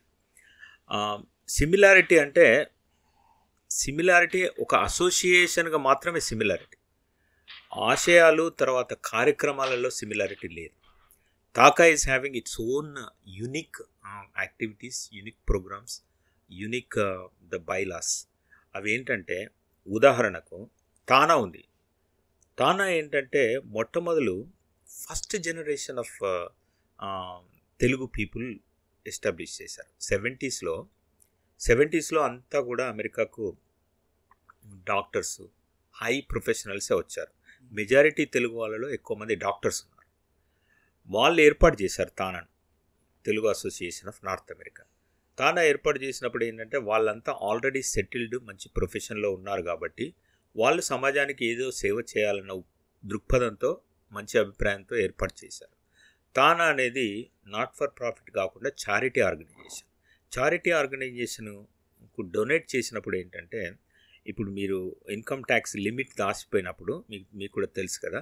సో కొంత అమౌంట్ మీరు డొనేట్ చేస్తే ఆ చారిటీ ఆర్గనైజేషన్కు డొనేట్ చేసినప్పుడు చారిటీ ఆర్గనైజేషన్ ఫెడరల్ గవర్నమెంట్తో గుర్తింపు పొందింది కాబట్టి ఎవరైతే డొనేట్ చేస్తారో వాళ్ళకు కూడా కొంత అమౌంట్ రిటర్న్ వస్తుంది. కాబట్టి ఏంటంటే ఆ విధంగా వాళ్ళు ఫండ్స్ ఎక్కువ చాలా లిబరల్గా డొనేట్ చేసి తానా ఆధ్వర్యంలో ఇండియాలో ఎక్కువ కార్యక్రమాలు చేయడానికి వాళ్ళకు ఫండ్స్ సోర్సెస్ కూడా చేశారు. మొట్టమొదటిగా వాళ్ళకు ఏర్పాటు చేసినటువంటి వాళ్ళ నుంచి ఇప్పటి వరకు కూడా కంటిన్యూస్గా ఫండ్స్ ప్రతి సంవత్సరం తప్పకుండా తానాకు డొనేట్ చేస్తూ ఉంటారు. కాకుండా కల్చరల్కి సంబంధించినటువంటి వాటికి వచ్చినట్టయితే తాకాకు చాలా డిఫరెన్స్ ఉంది. తానా వాళ్ళు ఏం చేస్తారంటే ఇండియాలో ప్రత్యేకంగా సినిమాకు, రాజకీయానికి సంబంధించిన వాళ్లకు డబ్బులు పెట్టి వాళ్ళను ఫ్లైట్కు టికెట్లు ఇచ్చి వాళ్ళకి ఇక్కడ విడిది హోటల్ ఏర్పాట్లు అన్నీ చేసి తీసుకొచ్చి 2 సంవత్సరాలకు ఒక ప్రోగ్రాం మాత్రమే చేస్తారు. బిగ్గెస్ట్ ఈవెంట్ బయాన్యువల్ 2 సంవత్సరాలకు ఒక బిగ్గెస్ట్ ఈవెంట్ చేస్తారు. దానికోసం బిగ్ బడ్జెట్ పెట్టుకుంటారు. ఆ బడ్జెట్ అందరూ డొనేషన్స్ వస్తుంది. వాళ్ళు చేసే అన్ని కల్చరల్ యాక్టివిటీస్ కూడా ఇక్కడ వాళ్ళు ఎవరు పార్టిసిపేట్ చేయరు. అక్కడ నుండి ఇండియా నుంచి సినిమా వాళ్ళను, తర్వాత టీవీ వాళ్ళను, యాంకర్స్ కూడా అక్కడి నుంచే తీసుకొచ్చేసి వాళ్ళతో కార్యక్రమాలు చేపిస్తారు. అందుకనే తానా లాంటి associations are famous in India. టీవీలో కానివ్వండి, సినిమా వాళ్ళలో కానివ్వండి, అంతటా ఫేమస్. అది వాళ్ళు 2 సంవత్సరాలకు ఒకటే చేస్తారు. తాకాకు వచ్చినప్పుడు ద మేజర్ డిఫరెన్స్ ఏంటంటే మేము సంవత్సరానికి దాదాపు 10 కార్యక్రమాలు చేస్తాం. అది ఎవ్రీ ఇయర్ రిపీట్ చేస్తూ ఉంటాం. ప్లస్ మేము ఎప్పుడు కూడా ఇండియా నుంచి తీసుకురాం.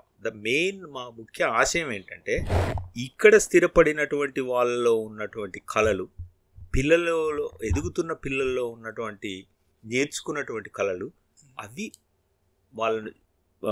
వాళ్ళు ప్రత్యక్షంగా ఒక స్టేజ్ మీద అందరికీ ప్రతిబింబించడానికి ఏంటంటే ప్లాట్ఫామ్ ఏర్పాటు చేసి, దానికోసం మాత్రమే మేము ఏర్పాటు చేసి లోకల్ కళాకారులను, లోకల్ పీపుల్ నుంచి వచ్చినటువంటి ఇంట్రెస్ట్ ఉన్న వాళ్ళను, ఎవరైతే మన సంస్కృతి పట్ల అంకిత భావంతో పనిచేస్తున్నారో వాళ్ళను మాత్రమే ఎంకరేజ్ చేయడం కోసం తాకా కృషి చేస్తున్నది. This is the very big major difference. మేము ఒక్కసారి కూడా ఇంతవరకు ఇండియా నుంచి ఎవరికో డబ్బులు ఇచ్చి ఒక కళాకారుని తీసుకొచ్చి కార్యక్రమం చేయించలేదు. అంతకంటే ఎక్కువ టాలెంట్ మన వాళ్ళ లోపలనే గుర్తించి ఇక్కడ ఉన్న వాళ్ళనే దాన్ని అభివృద్ధి చేయడం కోసం ఏర్పాటు చేసిన ప్లాట్ఫామ్, అది సక్సెస్ఫుల్గా మేము చేయగలుగుతున్నాం. That is the major difference. And TACA is not for profit ఆర్గనైజేషనే కానీ చారిటీ ఆర్గనైజేషన్ కాదు. సో మాకు చారిటీ స్టేటస్ లేదు, మేము చారిటీ స్టేటస్కి అప్లై చేయలేదు. అన్ని లక్షల డాలర్ల సంఖ్యలో మాకేం ఫండ్స్ రావు, మేము ఎక్కడి నుంచి కూడా డొనేషన్స్ తీసుకోం. కానీ ఏదైనా సిమిలారిటీస్ ఉన్నాయి మీకు టానాకి? సిమిలారిటీస్ అంటే అదే అసోసియేషన్గా 2 సేమ్ అసోసియేషన్, తెలుగు వారి కోసం మాత్రమే ఏర్పడిన అసోసియేషన్, అది similar. But the way association runs is completely different. అంటే ఎక్కువ బెనిఫిషియల్, ఎక్కువ లాభం, రైట్? లైక్ ఎవరి వల్ల మనకి ఎక్కువ, ఎవరి కాంట్రిబ్యూషన్ ఎక్కువ టువర్డ్స్ ద వెల్ఫేర్. అంటే మేజర్ డిఫరెన్స్ ఏంటంటే ఇప్పుడు తానా వాళ్ళు ఇక్కడందరినీ గ్రూప్ చేసి జనరేట్ చేసినటువంటి ఫండ్స్కు కార్యక్రమాలు ఇండియాలో టేకప్ చేస్తారు. వాళ్ళ ఐ క్యాంప్స్ నిర్వహిస్తారు, ఇండియాలో పూర్ స్టూడెంట్స్కి హెల్ప్ చేస్తారు. సో మేమేంటంటే ఇండియాలో కార్యక్రమాలు మావేమీ లేవు, ఇక్కడ మాత్రమే ఉన్నటువంటి తెలుగు వాళ్ళలో ఉన్నటువంటి వాళ్ళలో సృజనాత్మక శక్తి, కళలు, వాటన్నిటిని పైకి తీసుకురావడం కోసం మాత్రం మేము కృషి చేస్తాం. ఇప్పుడు మీరు చెప్పారు కదా లోకల్ టాలెంట్ యూజ్ చేసి ఇక్కడ ఫ్యామిలీ ఇక్కడ నేర్చుకొని, అవును, ఇక్కడ నేర్చుకునే దానికి ఫర్ ఎగ్జాంపుల్ మన dance, Andhra dance, Telugu dance, Kuchipudi, ఎట్లా మీరు టాకా ఏమన్నా స్పాన్సర్ చేస్తారు నేర్పించడానికి? అది ఇండివిజువల్ ఇంట్రెస్ట్, అది పర్సనల్. వాళ్ళ తల్లిదండ్రులు ఆ పిల్లలకు ఇంట్రెస్ట్ ఉండాలి, నేర్పించాలని తల్లిదండ్రులకు ఉండాలి. వాళ్ళు ఎవరైతే చాలామంది ఉన్నారు అట్లా చాలా డెడికేటెడ్గా నేర్చుకొని, చిన్నపిల్లల నుంచి నేర్చుకున్న వాళ్ళు వందలాది మంది ఉన్నారు ఇక్కడ. వాళ్ళందరికీ ప్రదర్శించడానికి అవకాశం మాత్రమే మేము ఇస్తాం తప్ప నేర్చుకోవడానికి మేమేమి ఏర్పాటు చేయం. ఇంతకుముందు చెప్పినట్టు ఇప్పుడు ఈ సంవత్సరం నుంచి మేము సంగీతం, నృత్యానికి సంబంధించి పద్మావతి మహిళా యూనివర్సిటీతో ఏర్పాటు చేయబడినటువంటి అనుసంధానం చేసి ఏర్పాటు చేయవలసిన ఒక ఫెసిలిటీ మాత్రమే మేము ఏర్పాటు చేసాము. అది యూనివర్సిటీ వాళ్ళు టీచర్స్ని అపాయింట్ చేస్తారు, వాళ్ళు అపాయింట్ చేసిన టీచర్లు నేర్పిస్తారు, వాళ్ళు ఫీ పే చేసుకోవాలి. It's like A college. So but అది ఒక అనుసంధానం చేసాం తప్ప మేము నేర్పించడానికి ఇక్కడ ఉన్నటువంటి లోకల్ స్కూల్స్కు పిల్లలకు మేమేమి ఫండింగ్ కానీ ఏర్పాట్లు కానీ ఓవర్సీయింగ్ కానీ చేయట్లేదు. కాకపోతే ఒక హెల్ప్ చేయగలుగుతా, ఇఫ్ సంబడి రీచర్స్ ఇట్లా మా అమ్మాయి పాట నేర్చుకోవాలంటే we guide them. There are many teachers. మన టాకా కోచింగ్ ప్రోగ్రామ్ ఇచ్చే వాళ్ళు ఉంటారు కదా, వాళ్ళని రీచ్ అవ్వమని చెప్పి గైడ్ చేస్తామే కానీ కనెక్టివిటీ ఇస్తాం కానీ we don't take any money with that, nothing. అట్లా ఎప్పుడు మేము చేసింది లేదు. ఇప్పుడు ఇంతసేపు మనం మాట్లాడింది ఇక్కడ జీటీఏ ఒంటారియో వరకా లేకపోతే? నో, యాక్చువల్గా దట్స్ ఎ గుడ్ పాయింట్. ఏంటంటే మేము కెనడా అంతా కూడా అనుసంధానం చేయడానికి ప్రయత్నం చేస్తున్నాం. ఇక్కడ మీకు తెలుసు మనం ఏంటంటే ఛాలెంజెస్. ఇప్పుడు మేము limited members, already spending lots of our personal time డెడికేటెడ్గా. ఒక రోజు కాదు, రెండు రోజులు కాదు, దాదాపు 2 పుష్కరాల కాలం నుంచి. ఒక పుష్కరం అంటే 12 సంవత్సరాలు, మీకు ఫర్ ఇన్ఫర్మేషన్. సో 2 పుష్కరాల కాలం నుంచి మేము పనిచేస్తున్నాం. అంటే we are spending hundreds of personal time, family time, everything కదా. ఒక సెలవు తీసుకున్న ఈ అసోసియేషన్ కోసమే ఉపయోగిస్తూ ఉంటాం. కాబట్టి ఏంటంటే ఇప్పుడు ఒక 6 టైమ్ జోన్స్తో ఉన్నటువంటి second largest country in the world Canada. So ఎక్కడికి వెళ్ళాలన్నా కాస్ట్ అంటే ట్రావెల్ కావడానికి ఫ్లైట్ టికెట్స్ కాకుండా టైం ఇవన్నిటికి సంబంధించింది. కాబట్టి మేమేం చేసామంటే ట్రైంగ్ టు లోకల్గా ఉన్నటువంటి అక్కడ అసోసియేషన్లతో అనుసంధానం చేస్తూ ఇవే ఆశయాలను వాళ్ళ ద్వారా ఇంప్లిమెంట్ చేయడానికి ప్రయత్నం చేస్తున్నాం. సో దానికోసం ఏంటంటే మేము మాంట్రియల్ అండ్ ఒట్టావాతో కనెక్ట్ అయ్యాము. కనెక్ట్ అయ్యి ఏంటంటే మాంట్రియల్ అండ్ ఒట్టావాలో కార్యక్రమాలు చేసాం, మన టీటీడీ ఈవెంట్ అక్కడ కూడా చేసాం. ఇంకా ఎక్స్పాండ్ అవ్వడానికి వ్యాంకోవర్ అండ్ కాల్గరీలో డిస్కస్ చేస్తున్నాం. సో ఓవరాల్గా టాకా కెనడా మొత్తం ఎక్స్పాండ్ చేయడానికి ట్రై చేస్తున్నాం. ఇట్స్ టేకింగ్ టైం, బట్ మేజర్గా అయితే ఇప్పుడు ఒంటారియోలో ఫోకస్ మేజర్గా ఉంది. ఒంటారియోలో మనకు తెలుసు కెనడాలో బిగ్గెస్ట్ సిటీ టొరంటో, అందుకని ఇక్కడ ఎక్కువ మంది పీపుల్ ఉన్నారు, మెజారిటీ ఇక్కడ ఉన్నారు కాబట్టి ఇక్కడ ఫస్ట్ ఫోకస్ చేస్తాం. Now we're established, we're trying to అంటే expand to other cities in Canada. It takes little bit time, connections ఏర్పడినాయి, దానికోసం ప్రయత్నం జరుగుతుంది. సో తెలంగాణ ఎస్టాబ్లిష్మెంట్లో దాని గురించనే 2014 వరకు బాగా కాంట్రిబ్యూట్ చేశాను అది అన్నారు. 14 తర్వాత కూడా చేశాను, 21 వరకు చేశాను, before covid. So Telangana state ఫార్మేషన్లో మీ డైరెక్ట్ ఆర్ ఇండైరెక్ట్గా ఏదైనా ఇన్వాల్వ్మెంట్ ఉందా? ఉంది, సపోర్ట్ తప్పకుండా ఉంది. తెలంగాణ ప్రకాష్ అని ఒక ప్రకాష్ గారు అని ఉంటారు, ఇరిగేషన్ కమిటీకి కేసీఆర్ గారి గవర్నమెంట్లో ఆయన చైర్మన్గా కూడా ఉన్నారు. ప్రకాష్ గారు ఒక బుక్ రాశారు. ఆ బుక్లో ఒక పేజీలో ఆ కాంట్రిబ్యూషన్ కూడా ఉంది. పేజీలో ఆ బుక్ మీకు చూపిస్తాను, దాన్ని పంపిస్తాను. ఇక్కడ తెలంగాణ కోసం ఇక్కడ నేను ఇంతకుముందు మీకు చెప్పినట్టు this is the only country, Andhra ప్రాంతంలో ఉన్న మన మిత్రులు, మన బ్రదర్స్ కూడా తెలంగాణకు అన్యాయం జరిగింది, తెలంగాణ ఇవ్వాలి అని సపోర్ట్ చేసినటువంటి కంట్రీ. మీకు ప్రతి కంట్రీలో మీకు 2 ఉద్యమాలు జరిగినాయి. ఒకటి ఏంటంటే సమైక్యాంధ్ర ఉద్యమం, రెండవది తెలంగాణ ఉద్యమం. సమైక్యాంధ్ర ఉద్యమం అంత ఎక్కువగా జరగనటువంటిది. Majority of the Telugu people who are from Andhra తెలంగాణని మాత్రమే సపోర్ట్ చేసినటువంటి కంట్రీ మనది కెనడా కంట్రీ. సో దానిలో నాతో పాటు నాకు కొంతమంది మిత్రుల కృషి బాగా ఉంది. మేమేంటంటే జరిగినటువంటి అన్యాయాన్ని చక్కగా ఫిగర్స్తో సహా ఎక్స్ప్లెయిన్ చేసి సెమినార్స్ కండక్ట్ చేసి దానికి అందరినీ పిలిచి so this is what happen, ఇది ఎందుకు జరిగింది అనేది దానికి కొన్ని చారిత్రక కారణాలు ఉన్నాయి, రాజకీయ కారణాలు. చారిత్రక కారణాలు అంటే ఇప్పుడు ఆంధ్ర ప్రాంతం సర్కారు జిల్లాలు అంటారు, సీడెడ్ జిల్లాలు అంటారు. ఈరోజు కూడా సినిమా రిలీజ్ అయితే నైజాం, సీడెడ్ అండ్ సర్కార్ అని ఉంటుంది. అదేంటంటే అది హిస్టారికల్గా వచ్చింది. ఇప్పుడు బ్రిటిష్ వాళ్ళు భారతదేశాన్ని పరిపాలించినప్పుడు 3 మాత్రమే ప్రెసిడెన్సీస్ ఉండేటివి. ఒకటి కలకత్తా ప్రెసిడెన్సీ, రెండవది మద్రాస్ ప్రెసిడెన్సీ, మూడవది బాంబే ప్రెసిడెన్సీ. బాంబే నిజాం కాదు. అయితే ఈ మొత్తం కంట్రీలో కొంతమంది ఇండిపెండెంట్గా ఉన్నటువంటి సంస్థానాధీశులు అనేవాళ్ళు. నిజాం ఒక సంస్థానం, మైసూర్ రాజు వేరుగా ఉండే, ట్రావెంకోర్ రాజు వేరుగా ఉండే కేరళలో, కొచ్చిన్లో ఒక రాజు వేరుగా ఉండే, మధ్యలో కొంతమంది వివిధ ప్రాంతాలలో వాళ్ళు బ్రిటిష్ వాళ్ళకు కప్పం కడుతూ వాళ్ళు మాత్రమే పరిపాలించుకునేవాళ్ళు. వాళ్ళు పరిపాలించినప్పుడు ఇప్పుడు తెలంగాణలో నిజాం నవాబ్ పరిపాలించినప్పుడు నిజాం నవాబ్ ఓన్లీ తెలంగాణను పరిపాలించలేదు. నిజాం రాష్ట్రం విడిపోయిన తర్వాత 1956లో మనకు స్వాతంత్ర్యం వచ్చిన తర్వాత కొన్ని సంవత్సరాల తర్వాత 56లో భాషా రాష్ట్రాల ప్రాతిపదిక మీద రాష్ట్రాలు ఏర్పడ్డాయి. అంటే ఏ భాష మాట్లాడే వాళ్ళకు ఆ రాష్ట్రమే ఇవ్వాలని ఏర్పాటు చేసినప్పుడు నిజాం స్టేట్ 3 రాష్ట్రాలుగా విడిపోయింది. నిజాం స్టేట్లో 3 భాషలు మాట్లాడే వాళ్ళు ఉండేవాళ్ళు. ఒకటి కర్ణాటక, కన్నడం మాట్లాడేవాళ్ళు, మరాఠీ మాట్లాడేవాళ్ళు, తెలుగు మాట్లాడేవాళ్ళు. తెలుగు మాట్లాడే వాళ్ళని సపరేట్ చేసి నైజాం అండ్ సీడెడ్ ప్రాంతంలో బ్రిటిష్ వాళ్ళు పరిపాలించిన ప్రాంతంలో తెలుగు మాట్లాడే వాళ్ళని తీసుకొని, నిజాం ప్రభుత్వంలో తెలుగు మాట్లాడే వాళ్ళని తీసుకొని రాష్ట్రంలో ఒక ఆంధ్రప్రదేశ్ అని ఒక రాష్ట్రాన్ని ఏర్పాటు చేశారు. ఆ విశాల ఆంధ్రప్రదేశ్ రాష్ట్రంలో తెలుగు మాట్లాడే వాళ్ళకు ఒక రాష్ట్రం. అదేవిధంగా కన్నడ వాళ్ళను గుల్బర్గా, తర్వాత బీదరు, ఆ కర్ణాటక ఆ ప్రాంతంలో ఉన్న వాళ్ళంతా నిజాం రాష్ట్రంలో ఉండేవాళ్ళు. వాళ్ళను కర్ణాటక ఏర్పాటు చేసి కన్నడ మాట్లాడే వాళ్ళ దాంట్లో కర్ణాటక రాష్ట్రంలో కలిపేశారు. మహారాష్ట్రకు సంబంధించి కూడా కొన్ని జిల్లాలు ఔరంగాబాద్ వరకు నిజాం దాంట్లో ఉండేవి, వాటిని మహారాష్ట్రలో ఏర్పాటు చేశారు. ఇక్కడ తెలంగాణ గురించి చారిత్రకంగా జరిగినటువంటి అన్యాయం అంటే చెప్పేది ఏంటంటే, ఈ బ్రిటిష్ వాళ్ళు పరిపాలించిన ప్రెసిడెన్సీస్లో ఉన్నటువంటి డెవలప్మెంట్ నిజాం పరిపాలించినటువంటి రాష్ట్రంలో లేదు. ఏది నిజాం రాష్ట్రంలో లేదు, అంటే తెలంగాణ ప్రాంతంలో లేదు.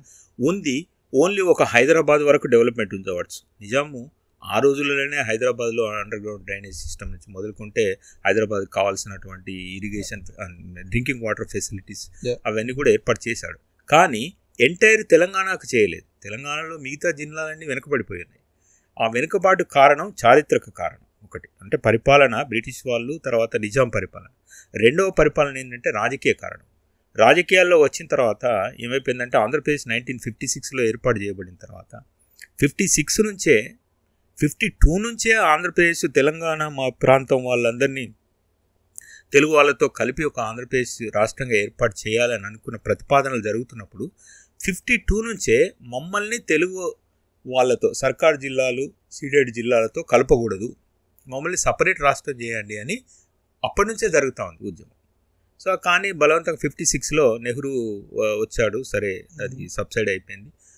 తర్వాత దాన్ని 56లో ఒక రాష్ట్రంగా ఏర్పాటు చేశారు, ఆంధ్రప్రదేశ్లో కలిపేశారు. కలిపిన తర్వాత ఆంధ్రప్రదేశ్ ఒక్కటిగా పరిపాలన జరుగుతున్నటువంటి సమయంలో బడ్జెట్ అలొకేషన్ లోపల majority of the budget allocation for several decades వ్యత్యాసం జరిగింది. అంటే ఇంపార్షియల్గా బడ్జెట్ అలొకేషన్ జరగలేదు. జరగకపోవడం వలన ఏమైందంటే మెజారిటీ ఆఫ్ ద బడ్జెట్ కోస్తా ఆంధ్ర, తర్వాత రాయలసీమకు కూడా అన్యాయమే జరిగింది అంటారు. సో కోస్తా ఆంధ్రకి ఎక్కువగా పోయింది. దానికి రాజకీయ కారణాలు అంటే ఇక్కడ ఉన్నటువంటి తెలంగాణలో ఉన్నటువంటి రాజకీయ నాయకులు అంతగా ఫైట్ చేసి తీసుకురాలేకపోయారా, లేదా వాళ్ళు ఎక్కువగా ఫైట్ చేసి వాళ్ళకి తీసుకెళ్ళిపోయారా?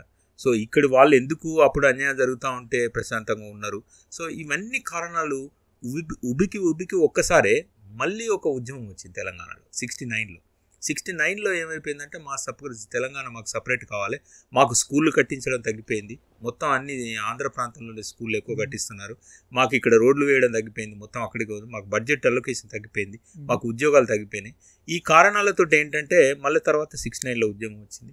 69 తర్వాత 72లో ప్రత్యేకాంధ్ర ఉద్యమం వచ్చింది. వెంకయ్యనాయుడు గారితో సహా మన భారత ఉపరాష్ట్రపతిగా చేసినటువంటి వెంకయ్యనాయుడు గారితో సహా ఉమ్మడి ఆంధ్ర ఉద్యమం, సపరేట్ ఆంధ్ర ఉద్యమం నుంచి ఎదిగి వచ్చిన వాళ్ళందరూ కూడా 69 ఉద్యమం సబ్సైడ్ అయిపోయింది ఓవరాల్గా. చెన్నారెడ్డి గారు అప్పుడు ముఖ్యంగా లీడ్ తీసుకొని తెలంగాణ ఉద్యమం చేశారు. తర్వాత కాంగ్రెస్ పార్టీలో ఏం జరిగిందో చెన్నారెడ్డి గారికి ముఖ్యమంత్రి ఇచ్చారు, ఆ ఉద్యమం సబ్సైడ్ అయిపోయింది. ఇవన్నీ పొలిటికల్ రీజన్స్ వలన తెలంగాణ ప్రజలకు అన్యాయం జరిగింది.